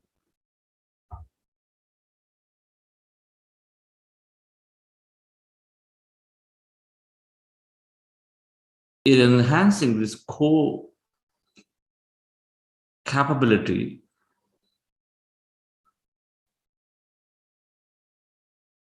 for multiplying the experiences of our life.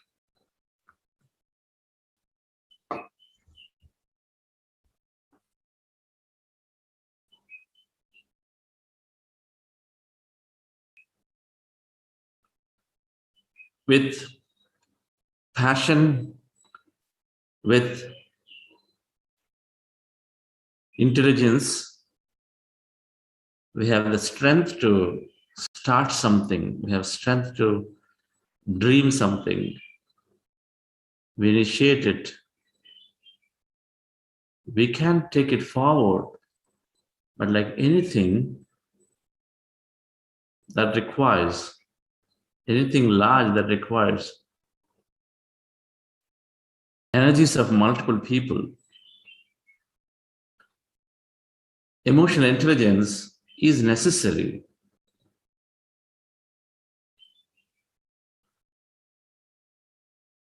The emotional regulation is necessary to be teaming, to be with people, to be taking their help, to multiply our experience, to create grander things. So the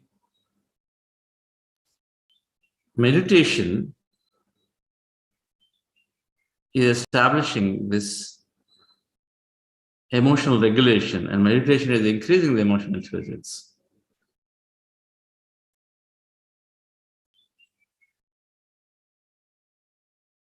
Emotional regulation is as simple as if there is a petty irritant, if there is someone who is constantly irritating us for every little thing to big thing, by saying something, by doing something that we don't like, then it is being able to just stay with it, not get derailed from what we are doing. Emotional regulation is to not get derailed from whatever that we are doing currently because of certain stimulus from around us.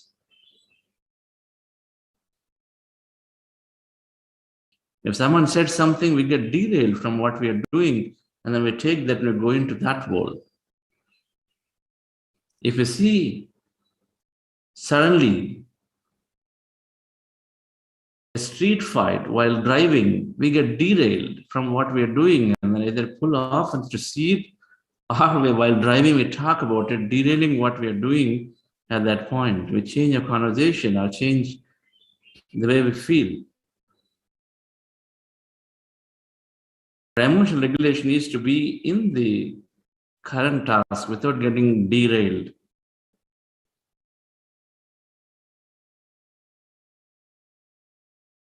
Now that also means that also means to be very mindful, living with mindfulness. Mindfulness is about being in the present moment. Be in the present moment, first characteristic, and then be in the present moment non-judgmentally is the second characteristic of mindfulness. First of all, we need to be in the present moment, that we keep getting distracted. Distracted out of nothing through the thoughts, distracted due to these various feelings associated with the thought are the environmental triggers where we go away from what we are doing. So bring ourselves back to the present moment, one, and then two, go through that thing non-judgmentally so that we can maximize our experience. That's mindfulness.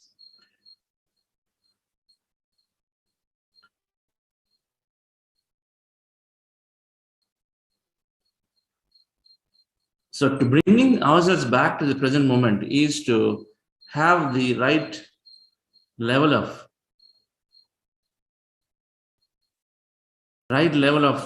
mastery over conscious mind, which is getting distracted, lack of concentration in what we do.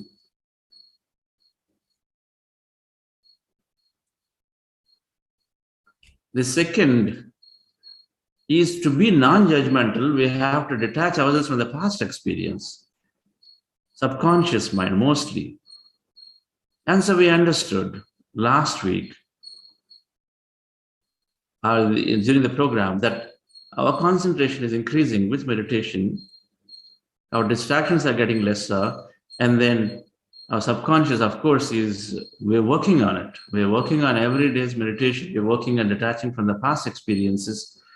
And as a result, we don't get perturbed. We don't get derailed from the present.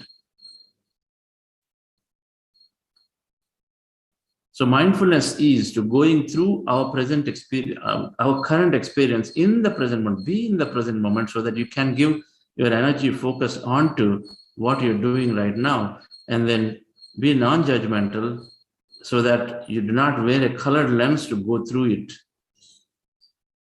If you are judgmental about a movie when you're going into a movie and say, okay, so this so-and-so hero or this so-and-so characters are there, so it's going to be great. Last time I saw this movie like this way, judgment we go in, so we only have that color lens. It's going to be really good. It's got a special fight, special comedy and this and that. And we go in with the judgments. And so when we come out, so we're only seeing from that angle, hey, where is that extra comedy? I'm not getting it. Where is it? Because that's the lens we are seeing it. It is in comparison to something else, and as a result, even the slightest things that are there, they're not very small things, jokes, but we miss them because we're looking for something bigger, judgmental. My colleague, we judgmentally go through my colleague while he is presenting, if she's presenting. Based on a past history, and so we only have a biased opinion. Everything is linked up to that.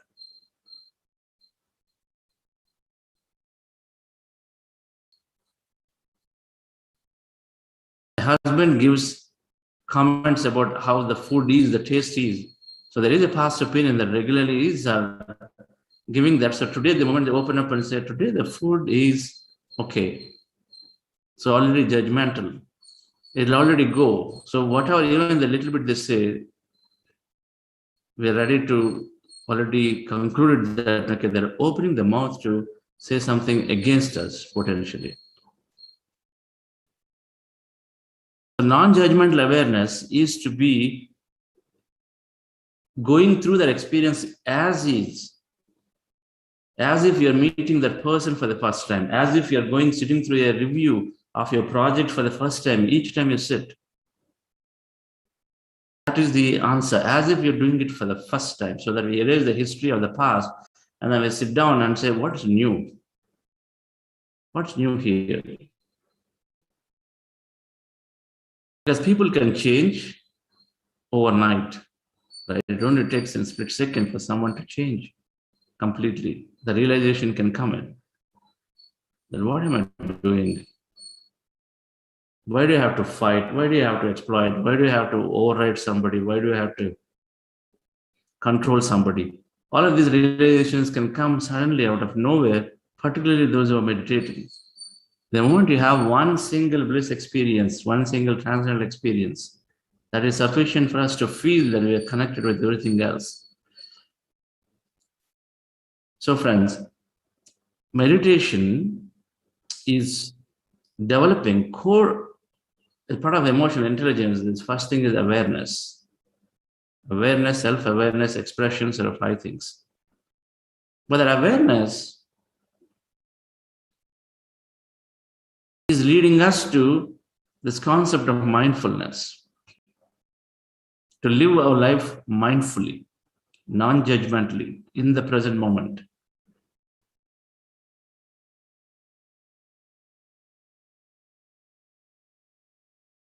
Speaking right, eating right, mindfully. The basis for that is awareness. So my body is telling me to eat. Just 2 rasgullas are sufficient because I loved it. And so then we are eating a third one and a fourth one. Somebody told again, the grandmother comes and says, hey, this is really nice, but you have one more, so you take a 5th one and a 6th one. Either out of obligation or out of lack of the craving is there. Our body is telling us, but then we miss it.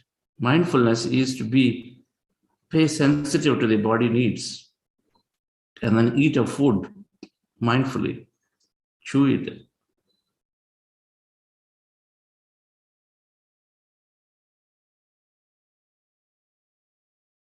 Or is it chew the water and drink the food? Chew the water, drink the food. Can we do that? We drink the food and chew the water. So mindfulness is saying that be as present as possible, not getting distracted this way, that way. If I'm with people in front in a meeting, am I with them? What are we doing in a meeting? Present moment. So in the present moment, I'm in a meeting with people. So can I be, how much energy, attention I'm paying to the person in front of me? Versus I'm constantly either talking on the phone or taking an excuse for telling something very emergency, urgent is fine, but that otherwise, if we have people in front of us, how much attention we're paying when we are talking to them. We pay close attention, put our eyes into eyes. Eyes transfer energy. How do we communicate? How do we talk? Mindfully, so we're looking into their eyes. You're communicating a point, so it's not the words that are going, it's the energy that's going in, you're transferring energy. Giving full attention as if you're meeting the person for the first time. That's mindful talking, mindful interaction. Versus, I look at it and say, yes, I've got so much is there. There are so many people, but we're not looking at the people, we're looking at the ceilings and this and that and talking like this. Yes, this is what it is. And then, of course, people are there, but we are doing, our mind is somewhere else, right? We're not there. In front of this person is there, we're thinking, how will my sale close tomorrow? Is it possible? We're doing a one-on-one review of a colleague, we're talking, thinking about our sales tomorrow.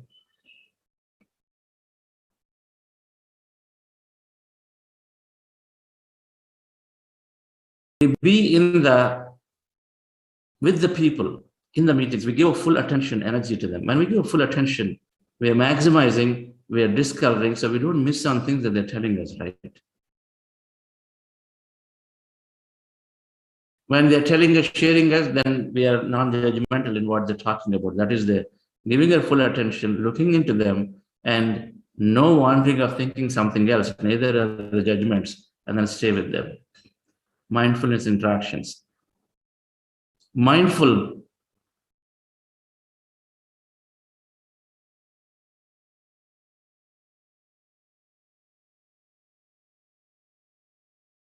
walking, being with the nature. When you're walking, because somebody prescribed us to do something, so we just do it mechanically. Mindful walking, when you're going around, and if there is nature, how much attention are we giving to just spending time with the nature? You know, nature is energy, right? Nature is grand energy. How much time we have with the nature? Are we appreciating? Somewhere something may not come. There could be a nice lotus flower that just bloomed by that lake that you're walking by. Are we step out of our home into that garden area? The plants are there. Are we even saying hi, yes to them? Are we even touching them, feeling them?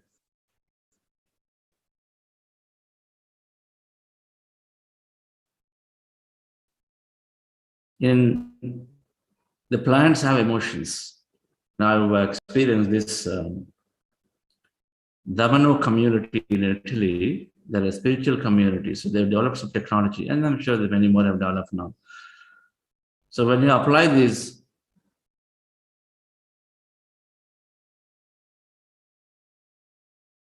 electrodes, you keep these, they've got the sensors basically. You put the sensors into the plants,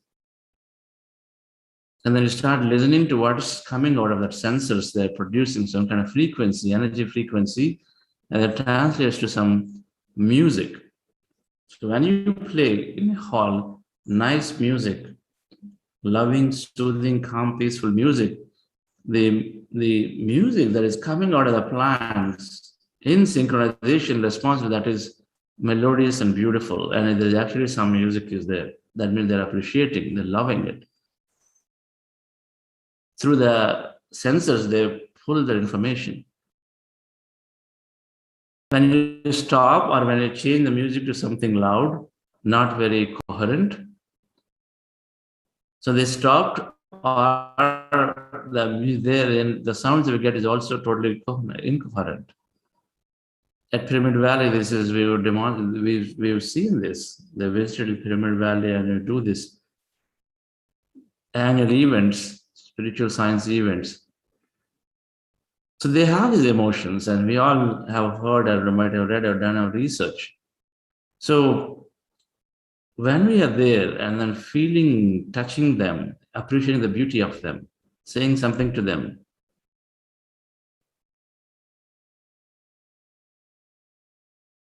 can do miracles.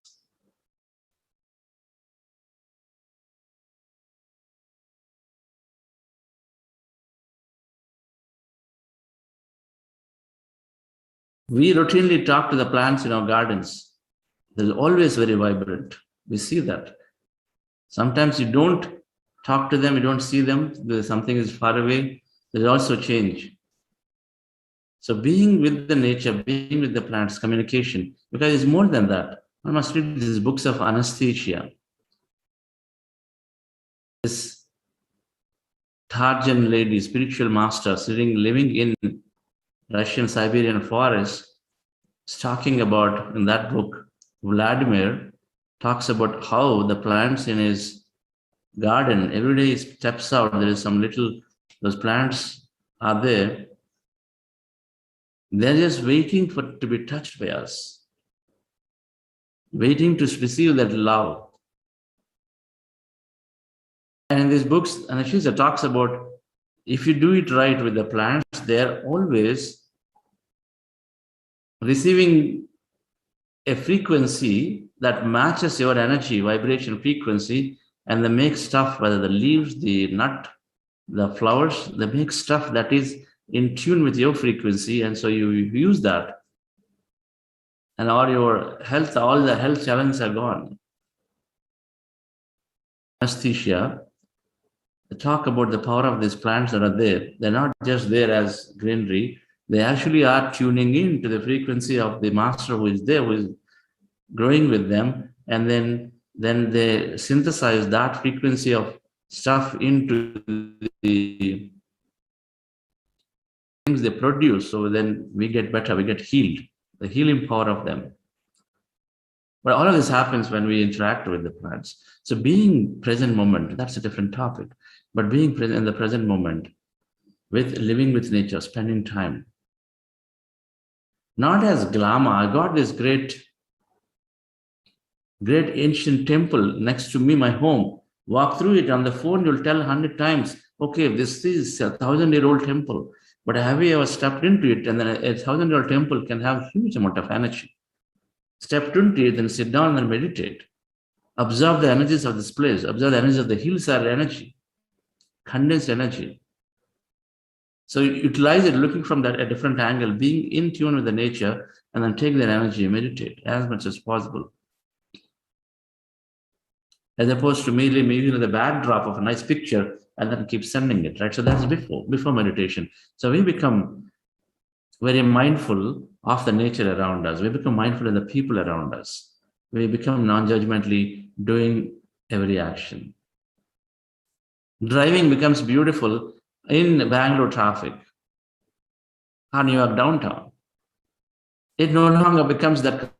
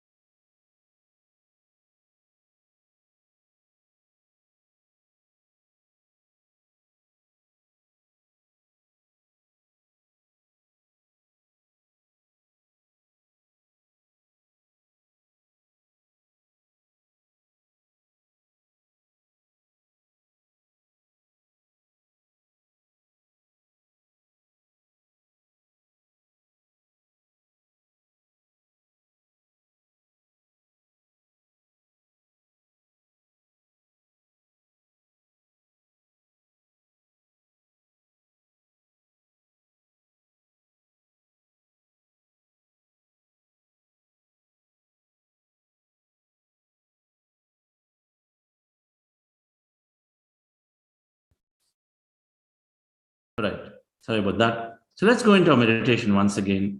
This whole awareness or mindfulness that we're talking about is being very beautifully explained every day with a concept in the evenings in our 3-week mindful program that we're at the second week now. We still have 2 more weeks to understand this. There are more day-to-day aspects of living. Let's go into meditation. We are doing Anapanasati, breath mindfulness meditation. Our goal is to empty the mind. We have thousands of thoughts in our mind every day, and then dissipate our energy that distract us completely. So there's no way you can be in the present moment when you have so much of distraction, mental chatter. So our goal of this meditation is to be, with eyes closed, empty the mind by observing a breath. We want to empty the mind. 90% of what we're going through are unwanted, unnecessary. 90%, that's the stat. So 90% consume and dissipate energy. They distract us. They derail us and then move us and create a different future because thoughts create reality. So our goal is to empty the mind, and then we are doing this by observing a natural breath. So you, with your specs removed, eyes closed, fingers into fingers, keeping your hands comfortably in your lap, cross your feet and observe your natural normal breath. Take any point on the nose, preferably in the middle of the eyebrows, and observe breath is going in and coming out. When I observe the breath, the mind becomes empty. Simple. As you see in the picture, see that is a posture. 3 things: crossing feet, fingers into fingers, hands in your lap comfortably, and then closing eyes. Specs removed.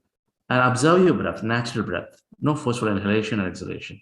When you observe your natural breath, mind is becoming empty. Thoughts will come. As you're observing, thoughts will come. When you recognize your thinking, bring your attention back to the breath again. And then again, continue to observe. And then continue to observe, slowly thoughts go down, and then you're experiencing emptiness. That's the energy. That's the state you want to be in. So we're going to spend maximum time in it today, dear friends. Relax yourself. Sit comfortably. And before we do this meditation, we're doing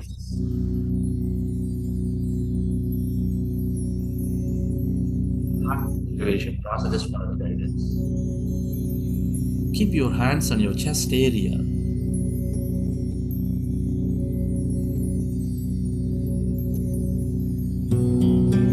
With your eyes closed.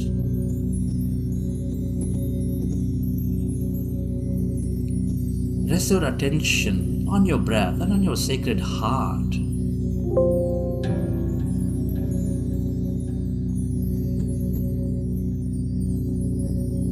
Take a slow, long, relaxing breath.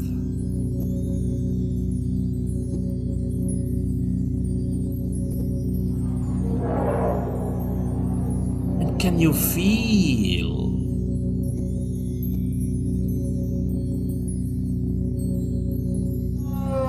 your beautiful heart?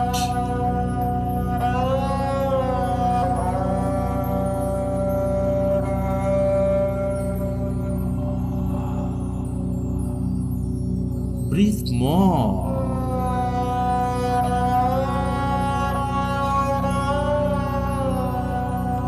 Of that long, relaxing breath.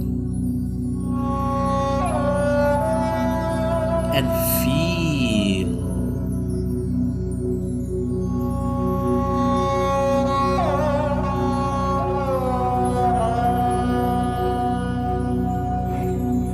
state of all emotions.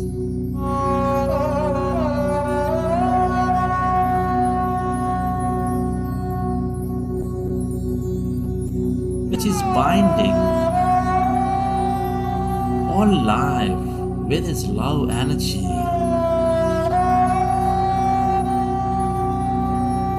With its compassion energy.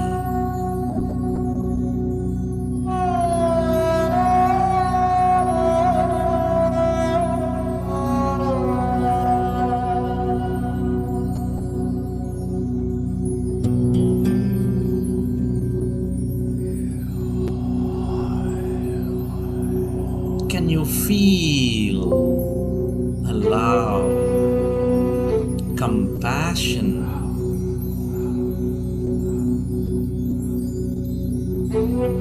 inside your beautiful heart?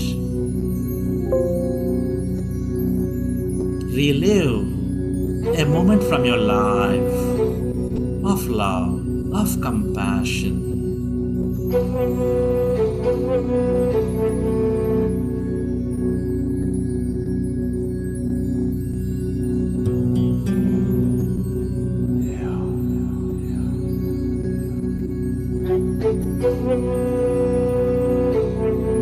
Recollect an event from your life of love, of compassion, and feel more of that love energy, of that compassion energy, and expand that energy field of your heart center.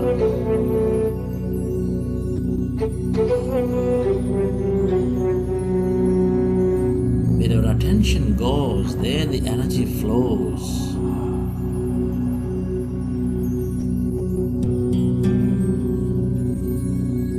Feel that energy going beyond your body or to every corner of this planet Earth.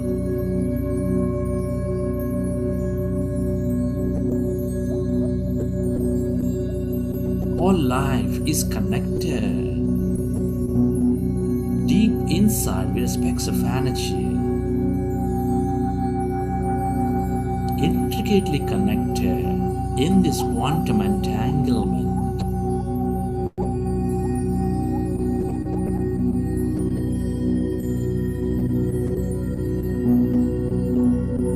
Our experience of life multiply when we become one with each other. When we become one with everything and everybody. Love is the way. Compassion is the way. Gratitude, appreciation, adventure.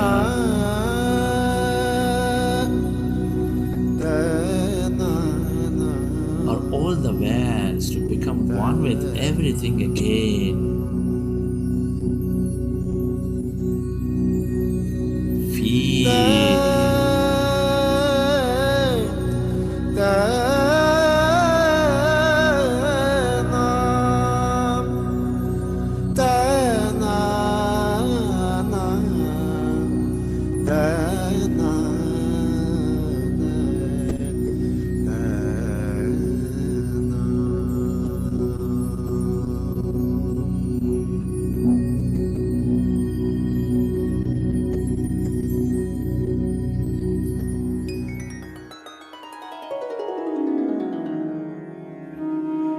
Dear friends,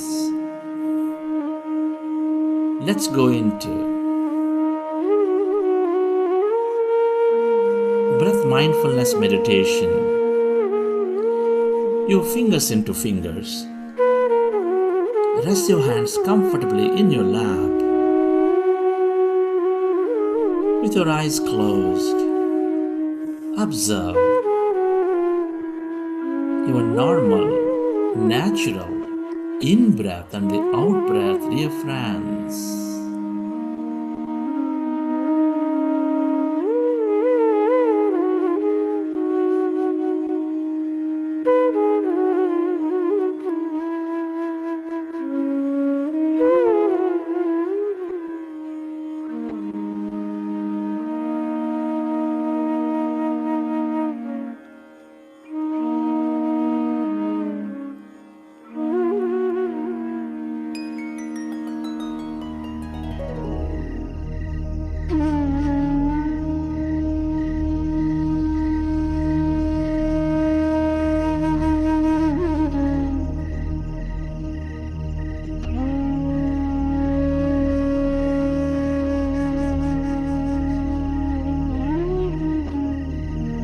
In this meditation,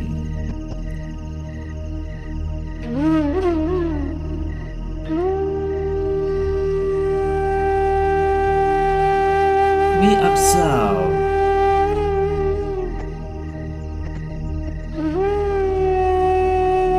our natural rhythm of our own breath. No forceful inhalation, no forceful exhalation, dear friends. Observe your natural breath.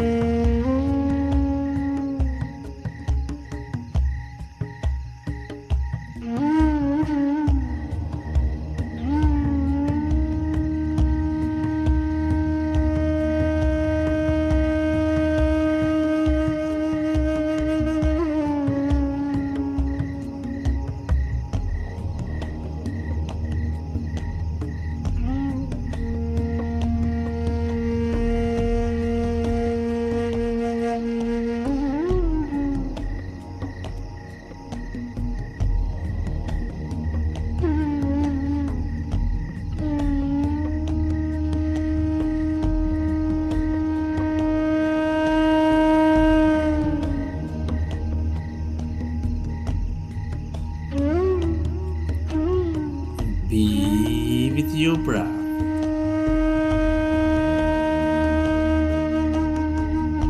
Become one with that in-breath and the out-breath, dear friends. Allow yourself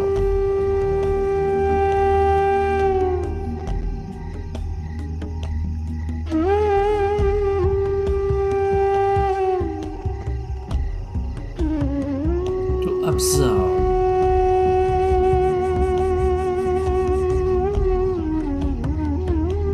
your gentle, peaceful, natural in-breath and the out-breath.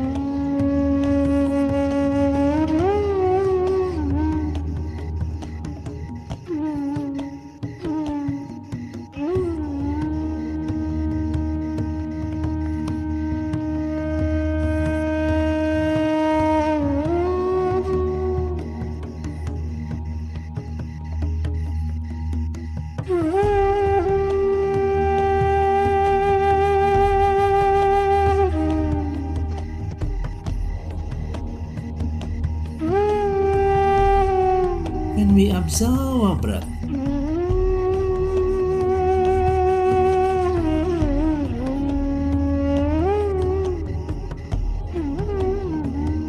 our mind becomes empty.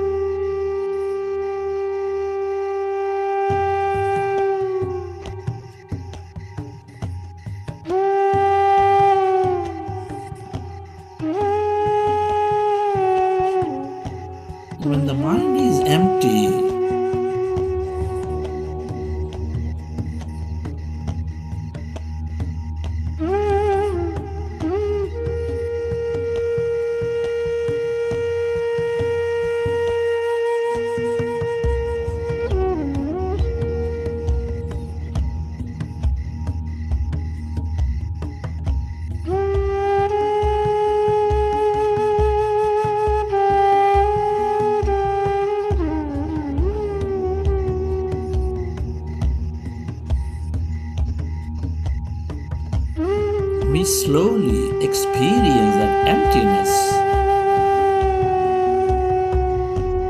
that quantum energy field all around.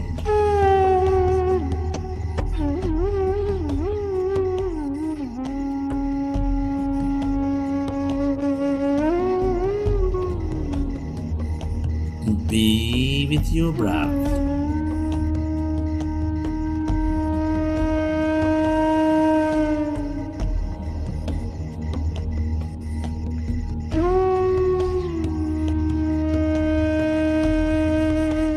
Observe your in breath and the out breath.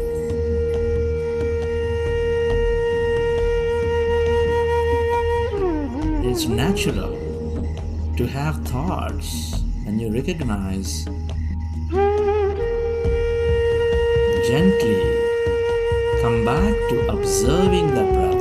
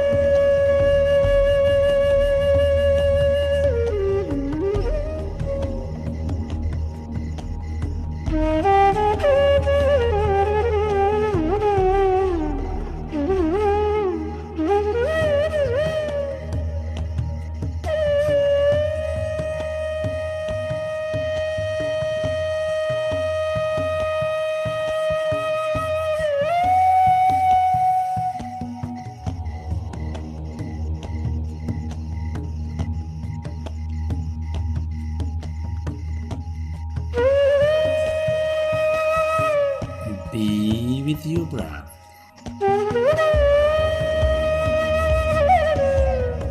Become one with the in breath and the out breath, and allow yourself to slowly and slowly become empty of all thoughts in your mind.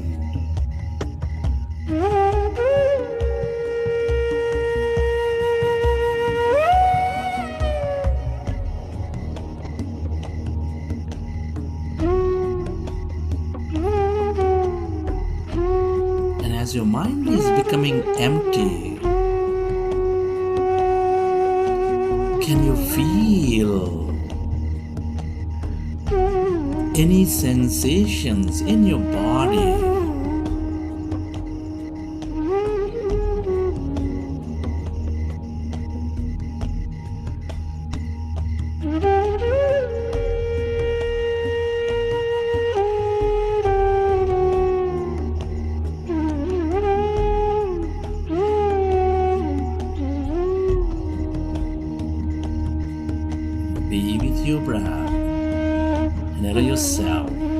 to slowly and slowly become empty of all thoughts in your mind.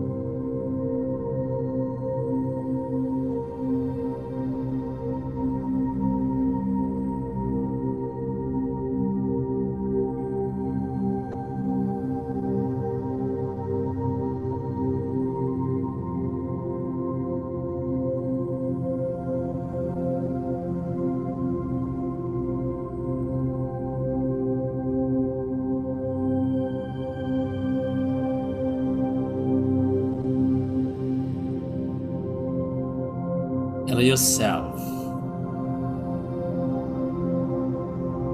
to become one with your breath. And allow yourself to become totally empty of all thoughts in your mind.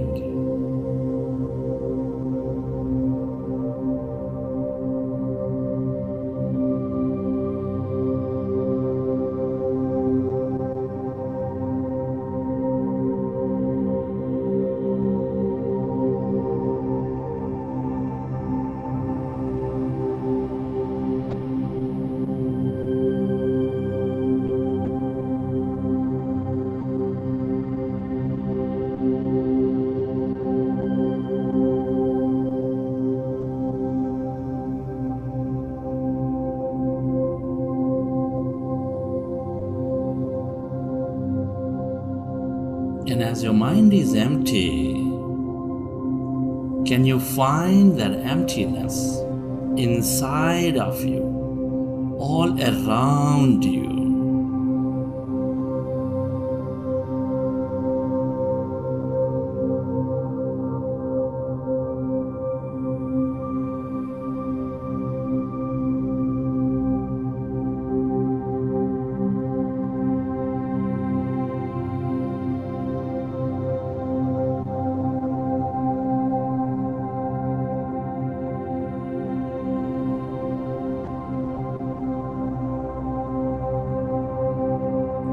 you are becoming one with your breath, can you feel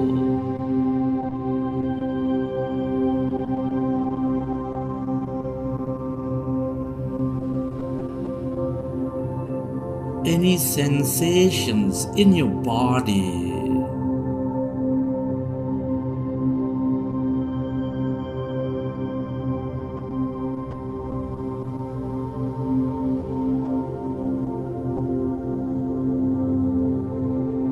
Can you feel that emptiness all around your body?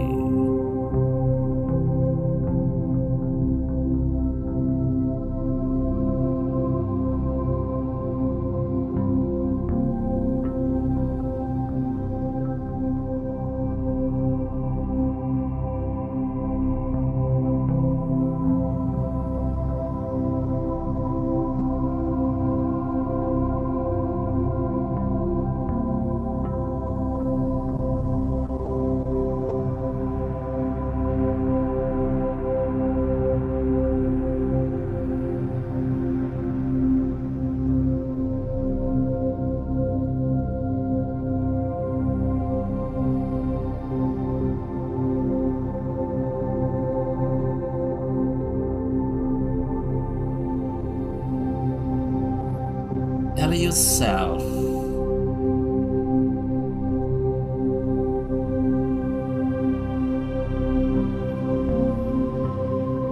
to merge into your breath.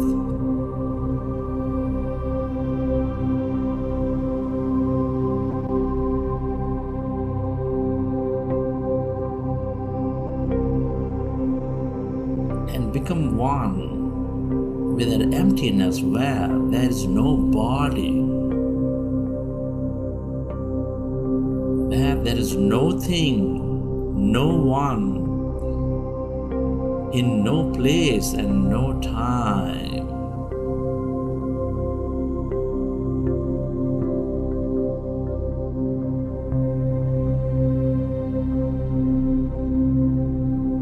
This is the time for yourself, dear friends.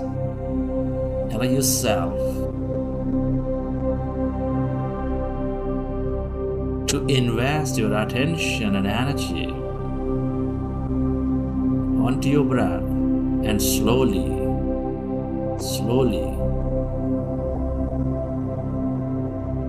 experience this emptiness of no body, no thing, on your left side, on your right side.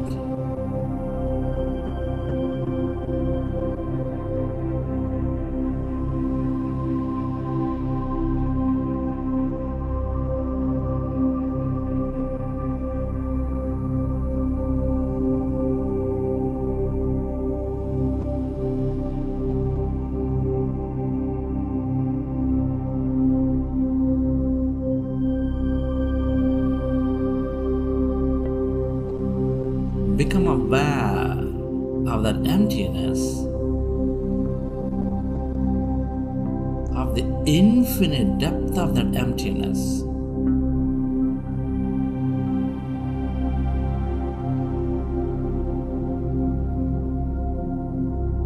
Spreading far and wide,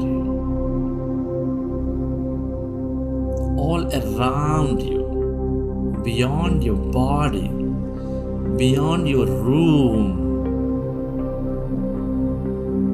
beyond this planet, into the edges of this universe.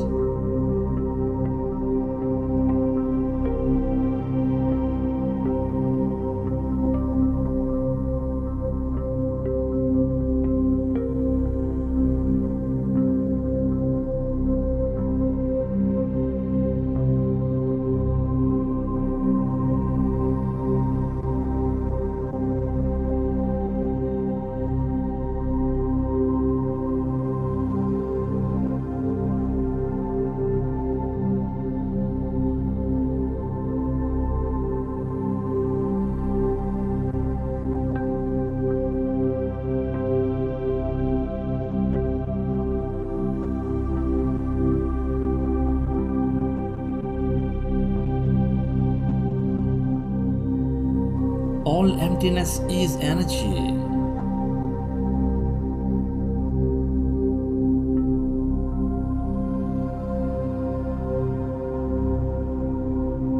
Become aware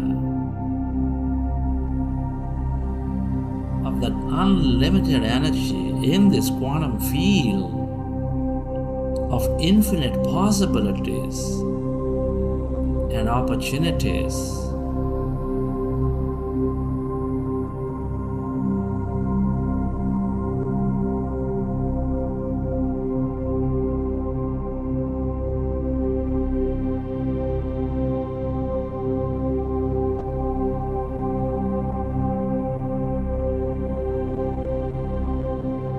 Everything that you have ever experienced or will experience is here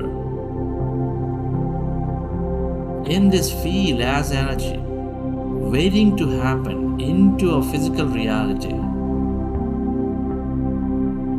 with our attention and observation.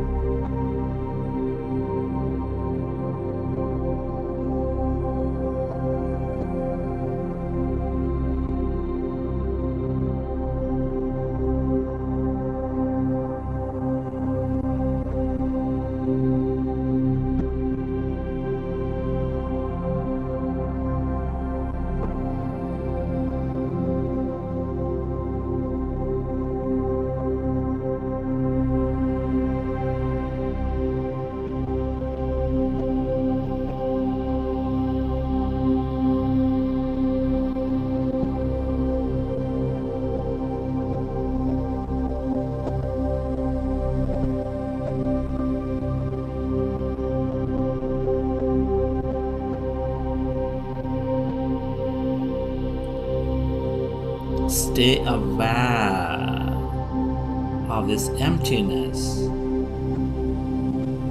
as no body, as no thing, and allow yourself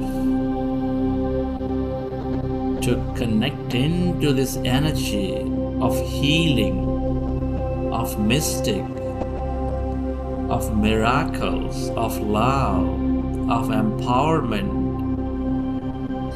or whatever that you can become aware of.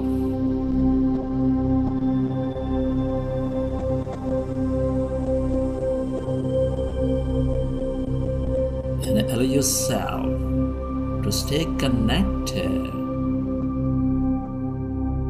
to this endless field of all possibilities,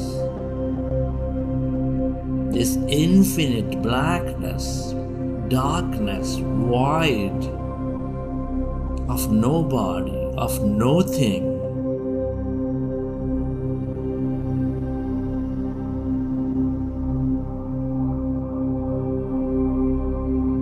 The longer we stay in this field of unknown, the more you create possibilities into your life.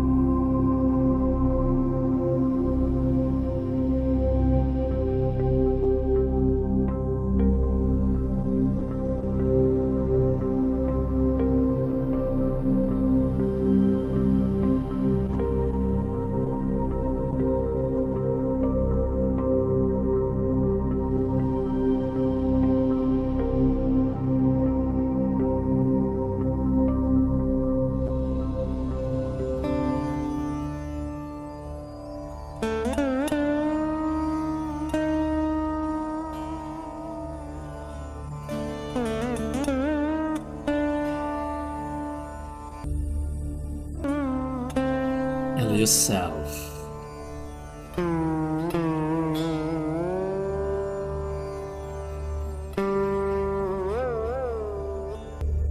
Into this emptiness.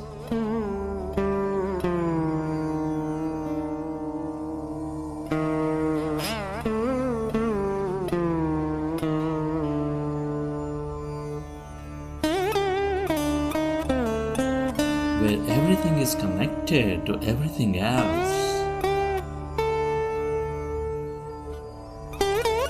This is your greater mind.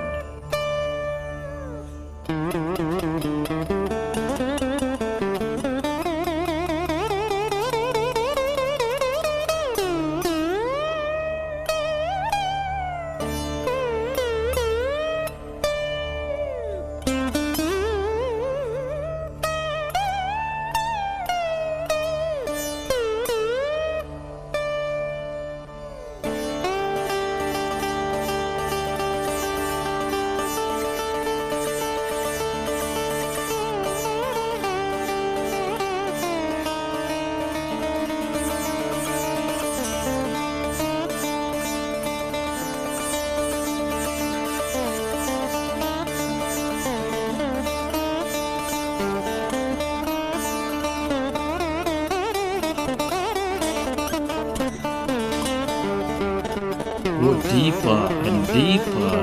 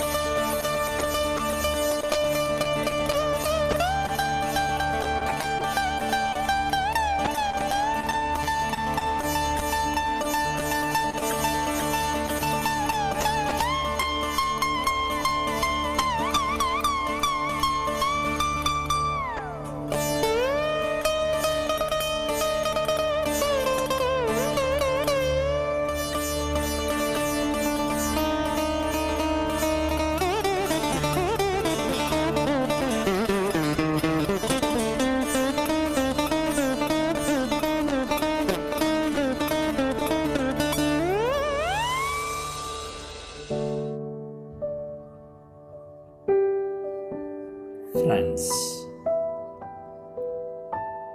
let's express gratitude. Gratitude for living this beautiful life. Be grateful to your parents for giving us this intelligent connection to this universe. Be grateful to our teachers and mentors for expanding our knowledge and wisdom. Be grateful to all the people in your life, your family, your friends, relatives, colleagues, partners, everybody, for helping us learn so many things.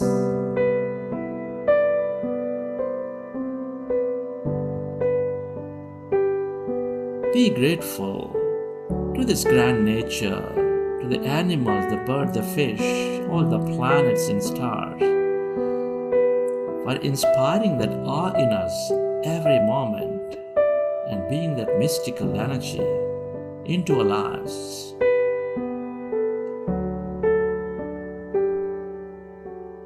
Be grateful to all the things we use, the technology, the places we visit, the systems that support us, our governments and companies, various people who help us.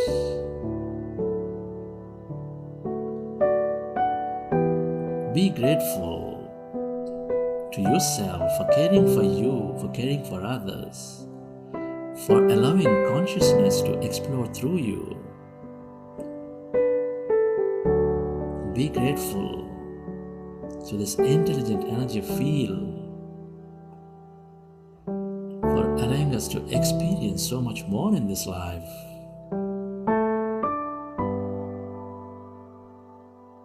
Gratitude is the ultimate state of receivership.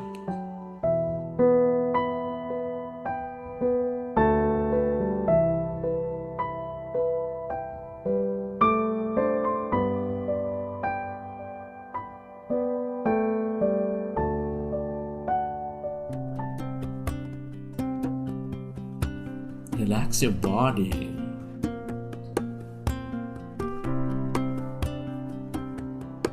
Feel your body.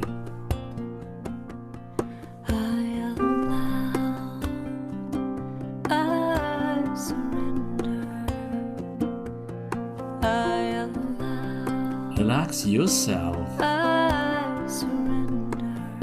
and let the autonomous nervous system repair the body.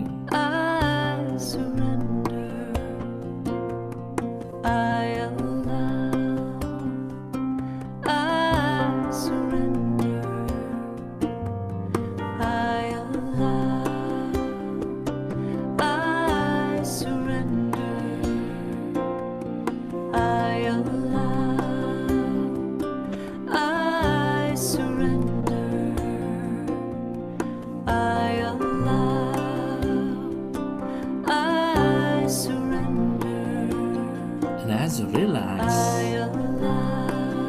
recollect your experience from the session.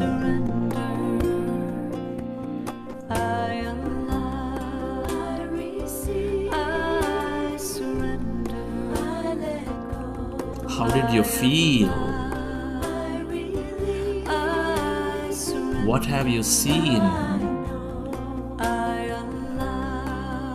Who have you become?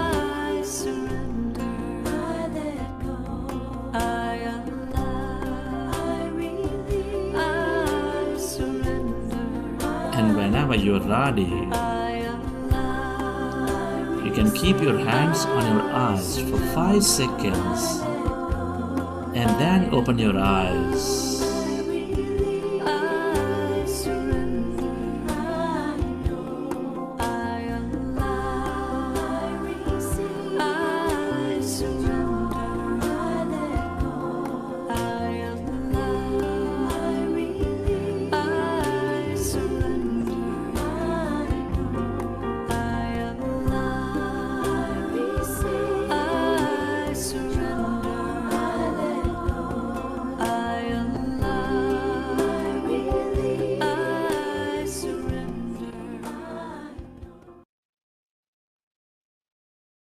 Okay.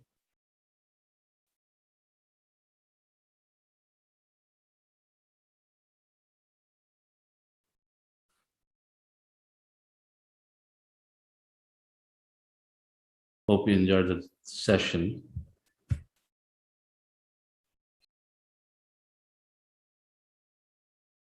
We have Enlightenment Hour with Patriji today.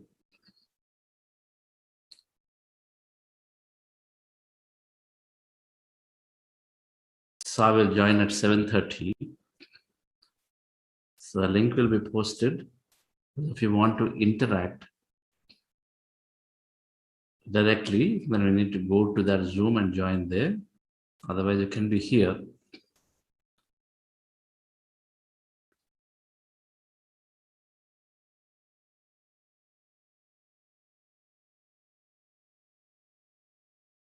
We can do some interactions today while we have the time.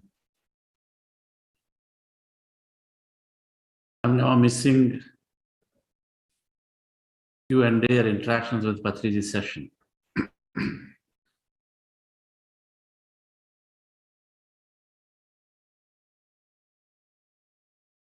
Last night I came to Pyramid Valley, so I'm now doing from here.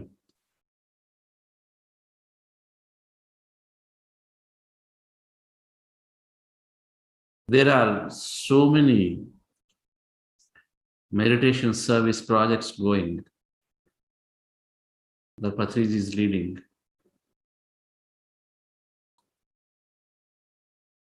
There's so many people are inspired. They truly want to contribute. So I met some people who are propagating this meditation cause in Kannada through PMC Kannada. Just under an year, thousands of people, under 3 years, thousands of people are following this PMC Kannada channel, Pyramid Meditation Channel Kannada. Thousands. I believe some now, just our subscriber base alone itself is like 50,000 or so or more.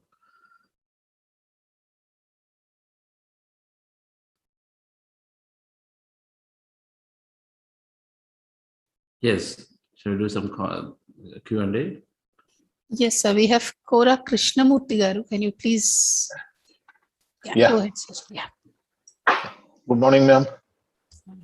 Good morning, Mr. Chandra, sir. It was an amazing experience. In fact, I came to know about this meditation day yesterday.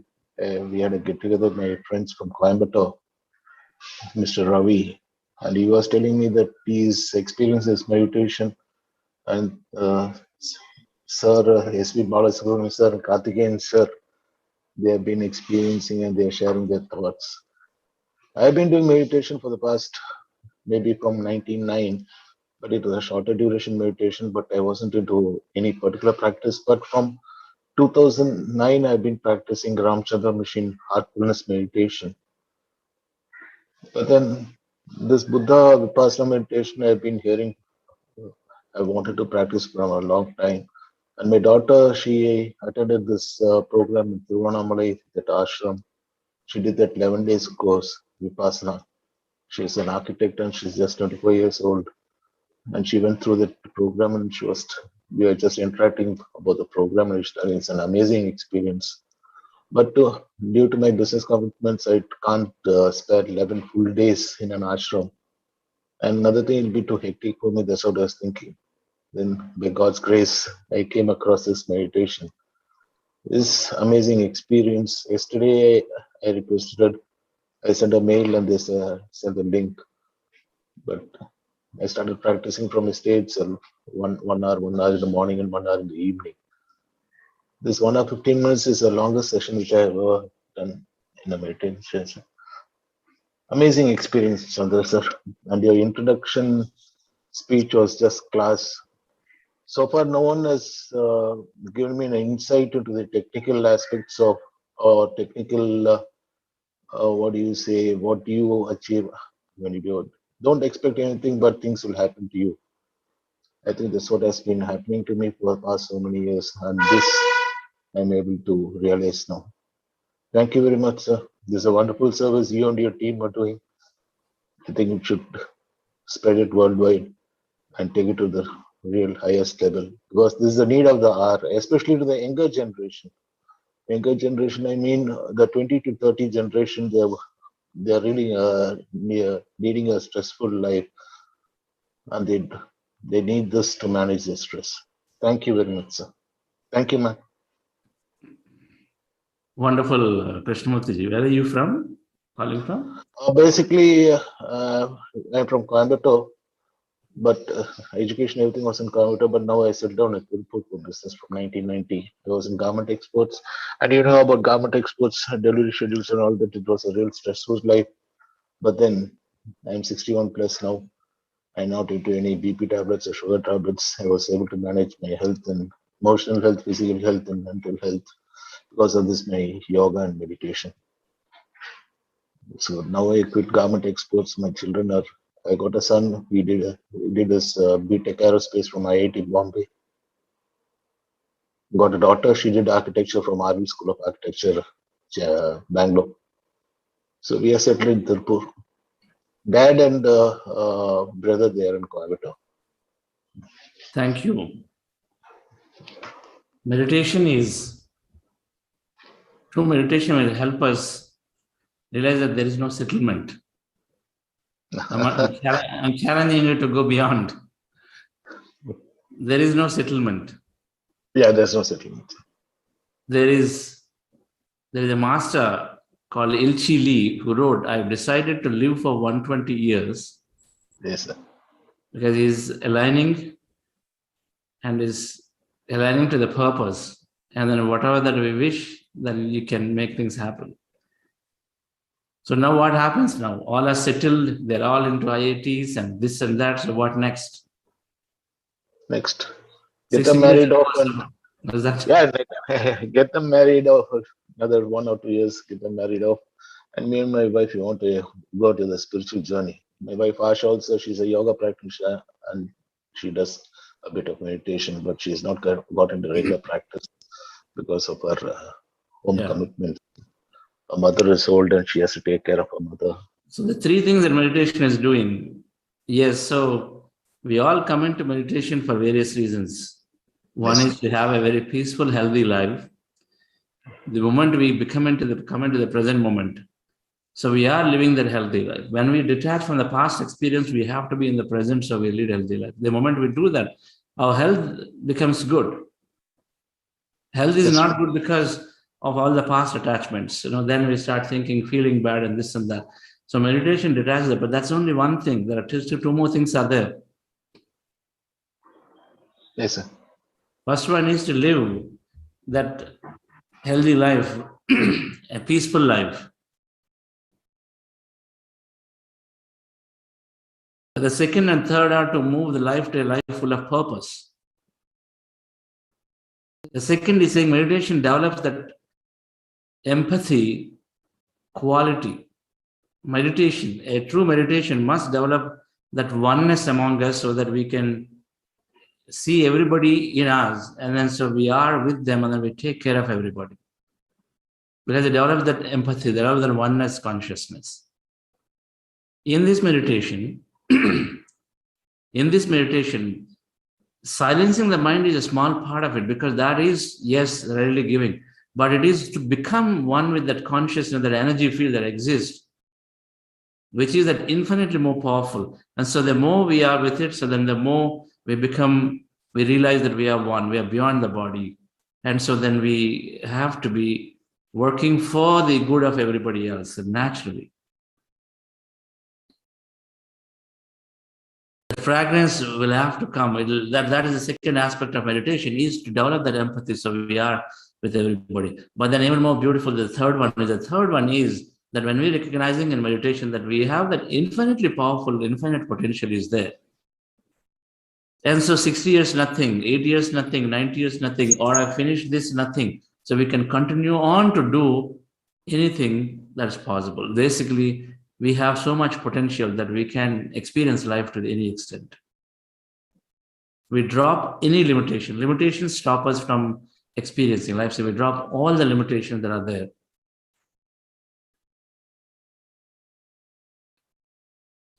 If I have lived in, say, a specific state, now we suddenly think, hey, why not explore the country? If I lived in the country, we say, why not explore this Asia? Why not explore the whole world?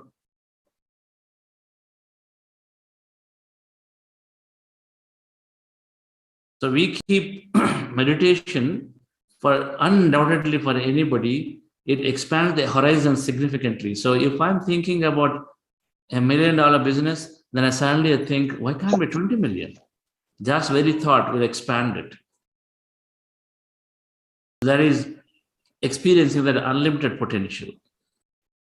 If I'd gone to visit Himalayas on a quick tour of 2-3 days, then suddenly it says, hey, have you thought about going there and staying there for 15 days? It can just totally change yourself.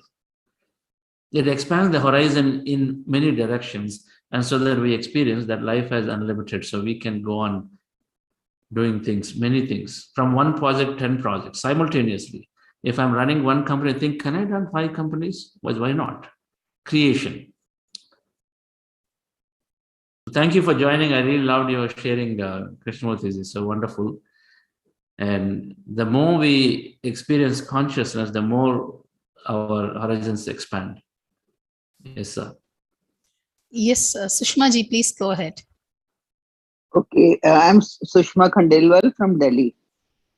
I have been doing meditation from last 5 to 6 years. I think meditation is the ultimate tool towards your happiness, towards your health, towards your emotional side, and to your financial side too. It takes care of all these fields, I would say. And I had spoken about my experience earlier also, and I would like to repeat again that I was very sick, and it was only through meditation that I used to do meditation 4 hours, 5 hours, and it took I was totally and fully cured. Still, I'm going under meditation to the doctors, but I would say I have healed 75% because I was a suspected case of cancer, and doctor had just given me 70 to 90 days to live. And here I am fully recovered. And I think I have set up an example, and you won't believe that I keep on getting calls from other hospitals too, that how I have cured myself. Thank you so much. And I'm really, really grateful to Chandra sir, especially, who has been, I think, helped me a lot. I have been listening and doing it. And Patri sir too, this has been an experience which is beyond words, and an ultimate tool. I would expect more people to join, so that I keep on telling my friends, my relations about my experience and asking them to join. Thank you so much. Thank you Thank you, so ma'am. much. Thank you so much. Wonderful. Please do write down your experience and share. I will. Thank you so much. Whatever that you heal is very, very powerful, right? So because in our programs, more than 60 to 70% we hear fundamentally are challenged with some kind of health issue, and each of those will be very, very inspirational. Thank you so much. Thank you. Thank you.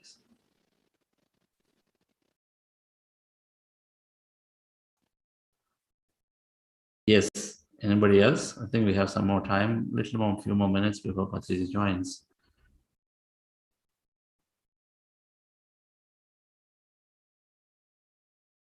Anyone who is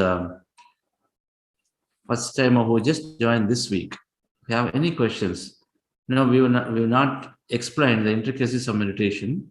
But this program called Crystal, if there is a playlist in YouTube channels, if you go into the day 1, 2, 3, then just listening to that talk, and so you will naturally know everything about the nuance of meditation. Then you can integrate more well into this program for the rest of this 2.5 weeks. Yes, Divyaji, please go ahead. You can unmute yourself. Yeah. Hello, and I'm so thankful that I joined this program. Just a colleague of mine, Anup Luthar, he told me that this meditation workshop is going on and I should join this. And I had reached out to him to do a course called Neuro-Linguistic Programming. He had done that long back and I was aware of it. I wanted to do that and started doing this, and I've been here every day. And my issue is that I'm perhaps too satisfied with everything right now, which stops me from taking the next step, taking the next leap. So my journey right now is to decide what that next leap is and have clarity regarding that. And I hope that, I already see some mental blocks clearing. So for example, I would give statements like, I don't want the next promotion, I'm not in the right rat race and so on. Those statements I see changing already. So I'm looking for more. So that part is changing. And the other thing, other mental block is about that wealth is not important. What you have is enough. That mental block is changing also because you can do a lot with the wealth that you have. It doesn't have to remain with you. I mean, the wealth that you have can do a lot of good around you. So those mental blocks, I think, had already started clearing in the last few years, but more so with meditation. So thank you so much. Wonderful, madam. Where are you from? I'm right now I'm living in a town called Faridabad, and I'm working with an organization named Ericsson India Limited in their learning and development department. I've been with Ericsson for 9 years, and let's see where I go from here. So right now I'm in Rishikesh for 11. It's been 11 days, and my family wants me to be back. I'm working from here. Oh. So, and my family wants me to be back in Faridabad. So my mom is coming this weekend, and she wants me to take back. She says enough of experimentation, living alone and all that. So we'll come and take you back, and I was okay with that. So she's coming this weekend. So, where you place your attention is where you place your energy, right? And we all are choosing our life experiences. So we have evolved in from a body needs to body, mind needs to body, mind, intellect needs to body, mind, intellect, and soul needs. And the life of our life, we are going and graduating, evolving from one life to another through these process, through these designs. So it is definitely not uncommon to have that, okay, I have sufficient.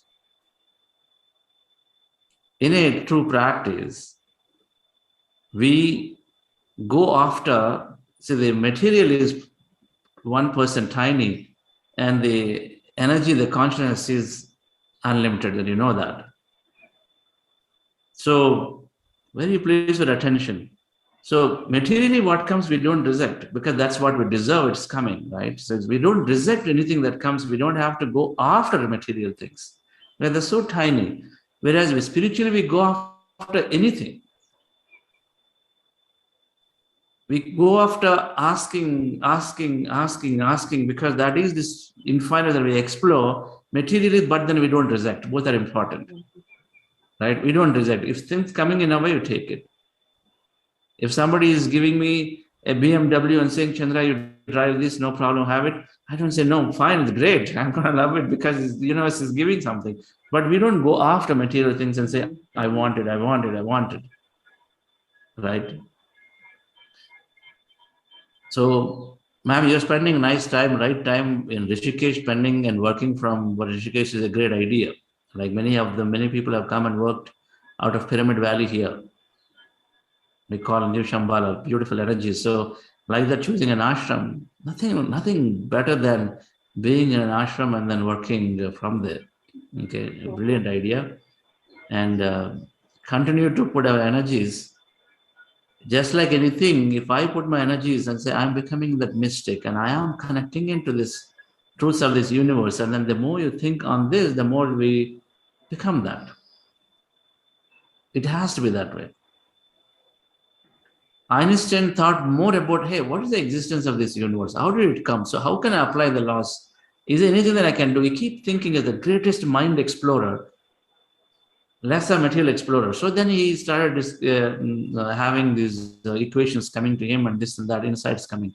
So like that, the more we put our thought in about the realms of cosmic reality and a personal reality, so there definitely will have to be getting more and more insights into it. And the way to do that is by educating ourselves with more knowledge. We have to read. So read a book by Seth, The Nature of Personal Reality. Sure. If you've not read, Seth material is one of the most powerful material that will help us start thinking in broader direction about this reality that exists and what is what, right? So they're just by learning that helps us to think in different direction, right? So we need to constantly enhance and then read. So then we recognize that, okay, that kind of possibility can exist, right? The possibilities exist. I've read Telomere Effect, by the way, recommended by you. What's that? Half of the book. The telomere effect. Oh, the telomeres. Okay. Yes, that's quite little dense science, but yes, it's great. Yeah, There's a different halfway through. Wonderful. Yes, ma'am. Hasn't the enlightenment ever started?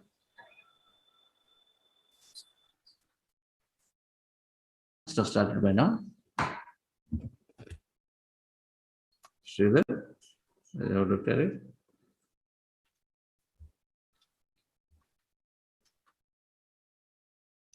Okay. So friends, yes. So the enlightenment ever started with Patriji. So those, can you please post Lakshman the link? So those who want to join there, it's always good. Yes, the link is there. You can join directly that bridge for leaving this. And otherwise, just stay here and we'll beam that. It'll spend an hour. It'll go on for an hour at least. And it is really, really worthwhile, especially for newcomers, to listen in. This grandmaster that I have so much respect. So much respect.